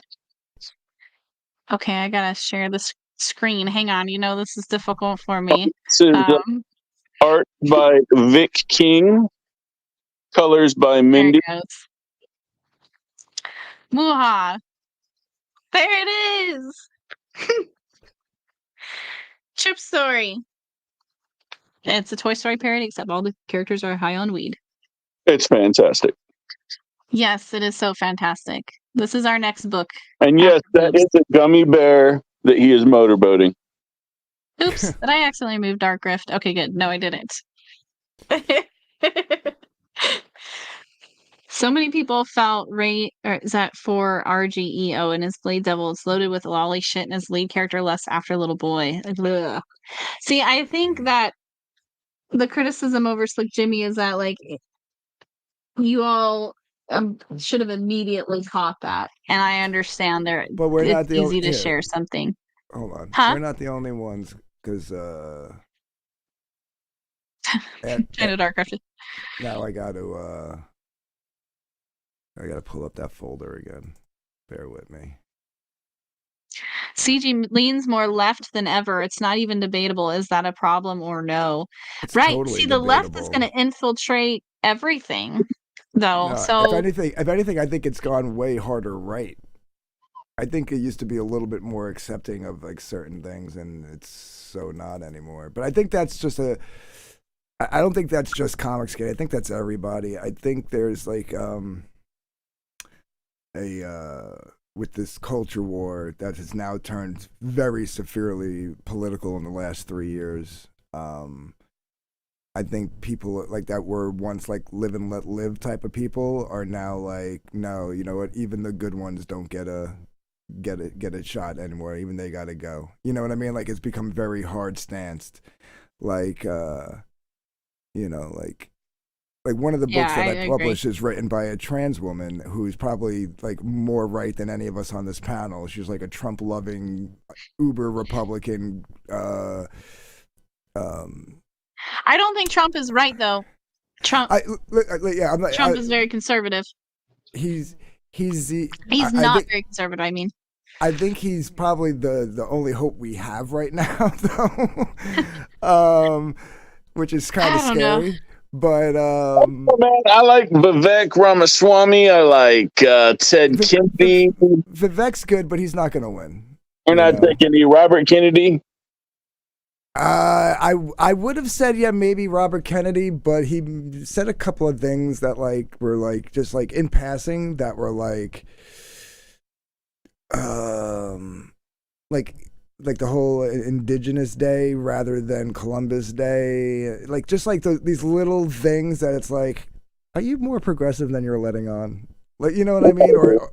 Or are you playing the game? Like if he's playing the game, cool, you know, respect, but. I don't know. But I'm not going to share the screen, but I have a tweet here that's from Vicky. And I really like DeSantis. I think DeSantis does good. DeSantis, first of all, great policies, super amazing governor for Florida. I think he's too influenced. Like when Ukraine first happened, he was like, we need to stay out of it. And like one of his like backers said, no, you need to change your opinion on that. And he did like that for the money. And now he's like all about like backing Ukraine. And it's like, that was weird. And he doesn't have the balls to fire his campaign staff. They're horrible. They're running the worst campaign for this man. Like he should be his numbers should be way higher for how great he did and how people wanted him to run for president. And that now he's like, we're hitting 2024 and he's like, what, third? Yeah. In the numbers, like his campaign, and it's all because of his campaign staff. It's all because of his campaign staff. So, you know, maybe he needs to from South Dakota running too. What's her name? I can't think of her name. I can't either, but I know she was like, God, she's awesome. What's her name? I'm gonna find out. I don't have faith in like any candidate. Sorry. I think they're probably all corrupt. But yeah, like Liz, she's born again Christian. She's hardcore, like Republican, Trump supporting. She's the governor. She's the governor of South Dakota. And so I'll respect her. You know, I'll call her she. You know, she's fighting the good fight. She keeps her head down. She lives her life. She writes a book, and that's it. She's not trying to preach. Yeah, that's it, Christine. Yeah. Christine Noem. Yeah. She's the governor, not a senator. Governor Noel. But she, you know, but like, and she's like legit. She'll be the first one to say, I'm a biological male. I have a fucking disorder called, you know, gender dysphoria and this, that, and the other thing. And she doesn't like this whole thing with the kids. She's like, leave the kids out of it. The whole nine. Like everything that like we'll say, she's saying. And it's more of people like her need to be saying it, because if we say it, we're transphobes, right? Like that's just, you know. Yeah, you get that label. Right. That label. And she'll be the first to say that the trans people now are the fetishists. Like they're not even, they have a mental disorder, but it's not. Ketchup on my burger doesn't mean I'm scared of ketchup. Yeah, it's not the same as the mental disorder that she's got, right? Like so, it's this whole like, you know. So, you know, thankfully people have been accepting of her, but I think she still keeps her head down. Like she doesn't come on streams or anything. Like maybe once in a blue moon. You know what I mean? Because people who were like 5 years ago, like, yeah, cool, whatever. She's cool. would now or would be like, even she's got to go. You know what I mean? Like, so It goes both ways. It's a polarization If for there's some one, and if there's for one others. female that I think has what it takes to be president, it would be God, what's her name? The press secretary for Trump. Oh, yeah. Christy? No. Yeah, I know who you're talking about. She was on McEnany, yeah. yes, blonde hair, Kaylee McEnany. Kayla McEnany, man. I'm telling you, Mm-hmm. that girl is fire. Trump isn't conservative, but he is a threat to the swamp, and that's good enough for me. I have my criticisms about Trump. I used to love him, and then he did some shit with trucking and the trucking industry, and he made me really mad. And so I don't know if I'd vote for him. It depends on who else is running, but he really made me mad. I'll be honest. Trump versus Biden. Who are you voting for? What? Trump versus Biden. Biden? Yeah. Not voting. Just wouldn't vote. Oh, you got to vote. No. You got to vote. Oh. No, I'd rather not be on a list somewhere. I wouldn't be on a list. It's because no, I wouldn't touch either one of them. You're voting for Biden. You know that's how it's going to work. Voting? Yes. The way they rig shit, that's exactly what's happening. I do believe that they rig shit. That's true. I think that's been going on a lot longer than just 2020 or 2016. No, 2020 was the election, wasn't it? 2020, yeah. they amped it up with the mail-ins and all that stuff. Yeah, and I'm sure they'll do it again next year. I'm sure next year's going to be pretty weird and rocky, and we'll see some weird stuff. The bad thing about Trump, the reason why I wouldn't even cast a vote with him is because that dude is a professional cave diver. That motherfucker dives every chance he gets. It was him standing right next to that motherfucker. I remember this because I'm old enough to remember yesterday when they were standing side by side together and advocating on how mask wearing was going to save everybody and saying how Dr. Fauci knew everything that he was talking about. And then Trump said, this is the greatest man in the world. He knows everything that there is to know. And we have to follow the science and we have to do this and that and that. No, he definitely had some bad advisors. He should have fired. You can't, again, here we go. That's like saying been done and responsible. No, this motherfucker is the president. He is the president of the United States. Yeah, but there's advisors for a reason, and he had bad advisors. No, you don't need an advisor if you're a fucking leader. If you want to be a leader, you got to accept the role and do it yourself. If you're taking the word over everybody under you and doing what is counterintuitive into your brain and you don't agree with it, then you're a puppet. You're not a leader. You're a puppet.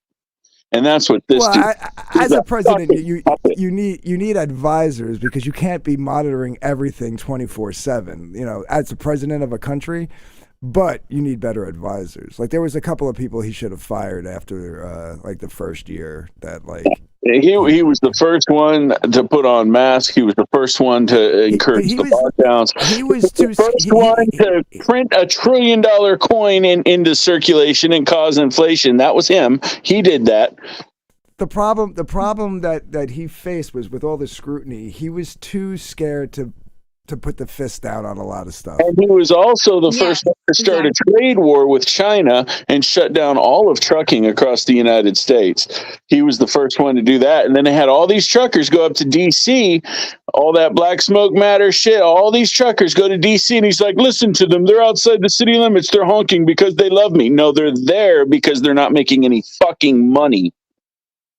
Yeah, that was the thing. You want to hear some shit on Trump? So we were truckers. We worked. Matt Barr wants to come in here and talk shit. We were making some seriously good money. After CG trolled me and we left, we were doing pretty good, and that's why actually I approached Ethan is because I was looking to spend money. I was not looking to get his clout. I already had my clout, and I was looking to invest in something that would be cool for the community. At the end of 2020, I filed taxes on $250,000. We rocked that fucking year. Yes, we sure as fuck did. And we worked our asses off too. Like that was not easy. that was not easy. And we gave up everything we had and we traveled. And there was a time when we took a contract. It was the same You time can that job. say W-2s or it didn't happen, and I'll fucking send them to you. We were working 14-hour shifts, running a truck 24/7. He would drive 14 and I would drive 14 back and forth for 6 weeks nonstop. And it was every trucker pretty much banks on the winter contracts. It's an overflow of mail packages. And this is very helpful for truckers in the north who take January, February off because it's so snowy that they can't move their truck. So this is like their money for 3 months all at once. Trump killed that, and he killed everything else too. In 2019, which was before COVID, was called the year of the trucking bloodbath. And not just for trucks, but for farmers too. And it's a domino effect because you affect the trade here, and then these products go, the flatbed goes to the reefer, and the reefer goes to the drive in, blah, blah, blah, blah, blah. Everything he did that year with the trade war was total shit and made no sense, and it killed jobs. It killed jobs. If he wanted to start a war, he should have started at the beginning of his term, not when he had 2 years left, when China's been at this for like 25 years. We know because Mike and I have delivered everything, furniture, bubble wrap, beer. We've delivered every single good you can think of around the country. We all know where it's distributed. And you can see all the distribution happening, starting to flood into China. Like furniture isn't even made here anymore. Furniture all comes from China. And I talked to a few of them, like, what do you think about Trump's trade war? How's that going? And they were like, yeah, that's a load of crap. We still get everything from China. It just goes through India and it goes through a different channel. It's totally useless. All it's doing is killing your jobs. We were like, yeah, we see that. And unlike company drivers, Mike and I actually booked the loads ourselves because we had our own company. So I was brokering the loads and calling brokers, and the rates and everything are right in front of my eyes. Some people you might talk to didn't notice it because they were on contracts with companies. People would sign their paychecks. Mike and I were our own entrepreneurs. I got the rates from the shippers and the brokers myself. It was all in my face, and did all the accounting. And the rates went from like $3 a mile to it was like 50 cents a mile. Like he killed everything that Mike and I spent all that time working for several years. And it was like off the charts farm bankruptcies, trucking bankruptcies. And that man had the nerve to go on TV live when all the truckers were protesting against him for broker transparency, which every single politician has ignored one after the other after the other. The fact is there's a like $1.7 million, maybe it was even $17 million leak from the brokers stealing from the truckers that's catering the market. And it's become like a monopoly. To the point where they're making up rules that you can't even drive trucks. It's just fucking ridiculous. Anyways, so they went to protest Trump, and they were honking his horns to try to get him to notice him because he was ignoring them. And he said on the news, "Oh, they love me. They love me." And he made the truckers very mad. And they did an interview with him afterwards, and they're like, Are you gonna help the truckers with broker transparency? And his answer, whatever his words were very revealing in how he knew absolutely nothing about how brokers worked. And that was very telling. And then with the small business loan, when COVID went down and we filed for with PayPal protection or paycheck protection, whatever, that was a big old lie too. We were the first in line for the bank. And the banks were all scrambling to the business owners, and they were like, "We have no idea what's going on. Trump's administration gave us no orders. We seriously have no idea how to give you this money." Rushed. There was no oversight. There was no like thorough whatever. And he's on the news saying, "We're taking such good care of the business owners. They love us." That was a whole scam. China took $1 billion for themselves. It went all to the big businesses. All the small businesses got screwed. If you had less than 20 employees or whatever the number was, 100, you got fucked. It went into the hands of the colleges, the big restaurant chains. It went into the hands of everybody that was not supposed to have it because Trump gave no oversight. He was not thorough enough. So if he's that dumb enough to make that mistake and screw everybody, he screwed the farmers, he screwed the truckers, he catered the industry, and it's still suffering from that time. And Biden made it worse. But it's a a cumulative effect. So trucking is so screwed off. Now here we are, and it's like our entire economy is just screwed.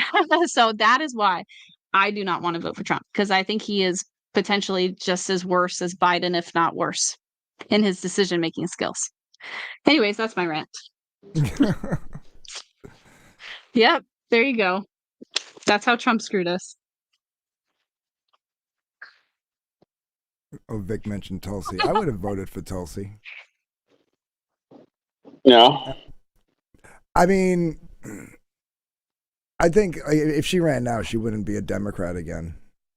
But I think she's out of politics. But as far as Democrats went during that 20 was it 2016, 2020? When did it was 20? It had to be 2020. 2020. Yeah, they went 2020. Yeah. And it was her and the bitch who's vice president. I can't say Kamala Harris. Yeah, I don't like to say her name. When she fucking took her down on that debate stage, that basically ended her political career, but it was fucking glorious to watch.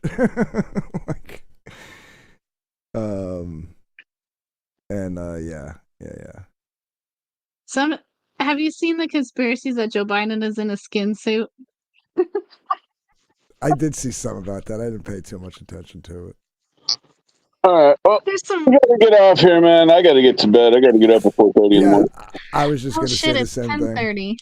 Yes. But, you guys have a good Well, night. Thanks for letting me Dark come on and debating a little bit with you guys.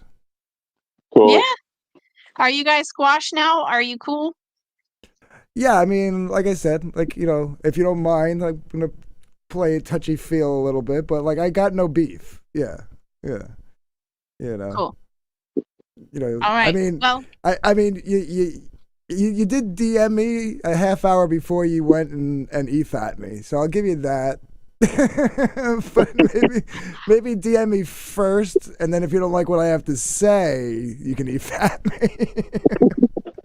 I DM'd you days ago. Yeah, no, that's yeah, it true. was like a week ago. So, No, but it's you true. said you got busy. Yeah, I've literally been working.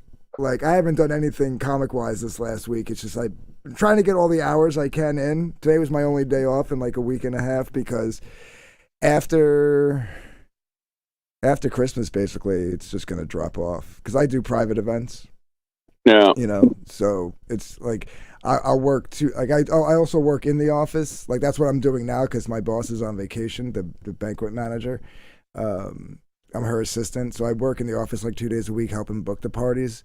So I'm gonna have I've got all these office hours because there's no parties going on this week, and then I work 2 days next week in the office, and then one party shift, and that's all I got next week. So I'm banking all the hours I can in right now. So yeah, so basically the last 2 weeks has been like just work, and then I got a friend coming by Christmas Eve. Her and her kids are in a bad spot. She was in an abusive relationship. Without getting into all her details, now she's in the system. They're putting her through to get like some affordable housing for her and the kids, and they're placing her with a job and stuff.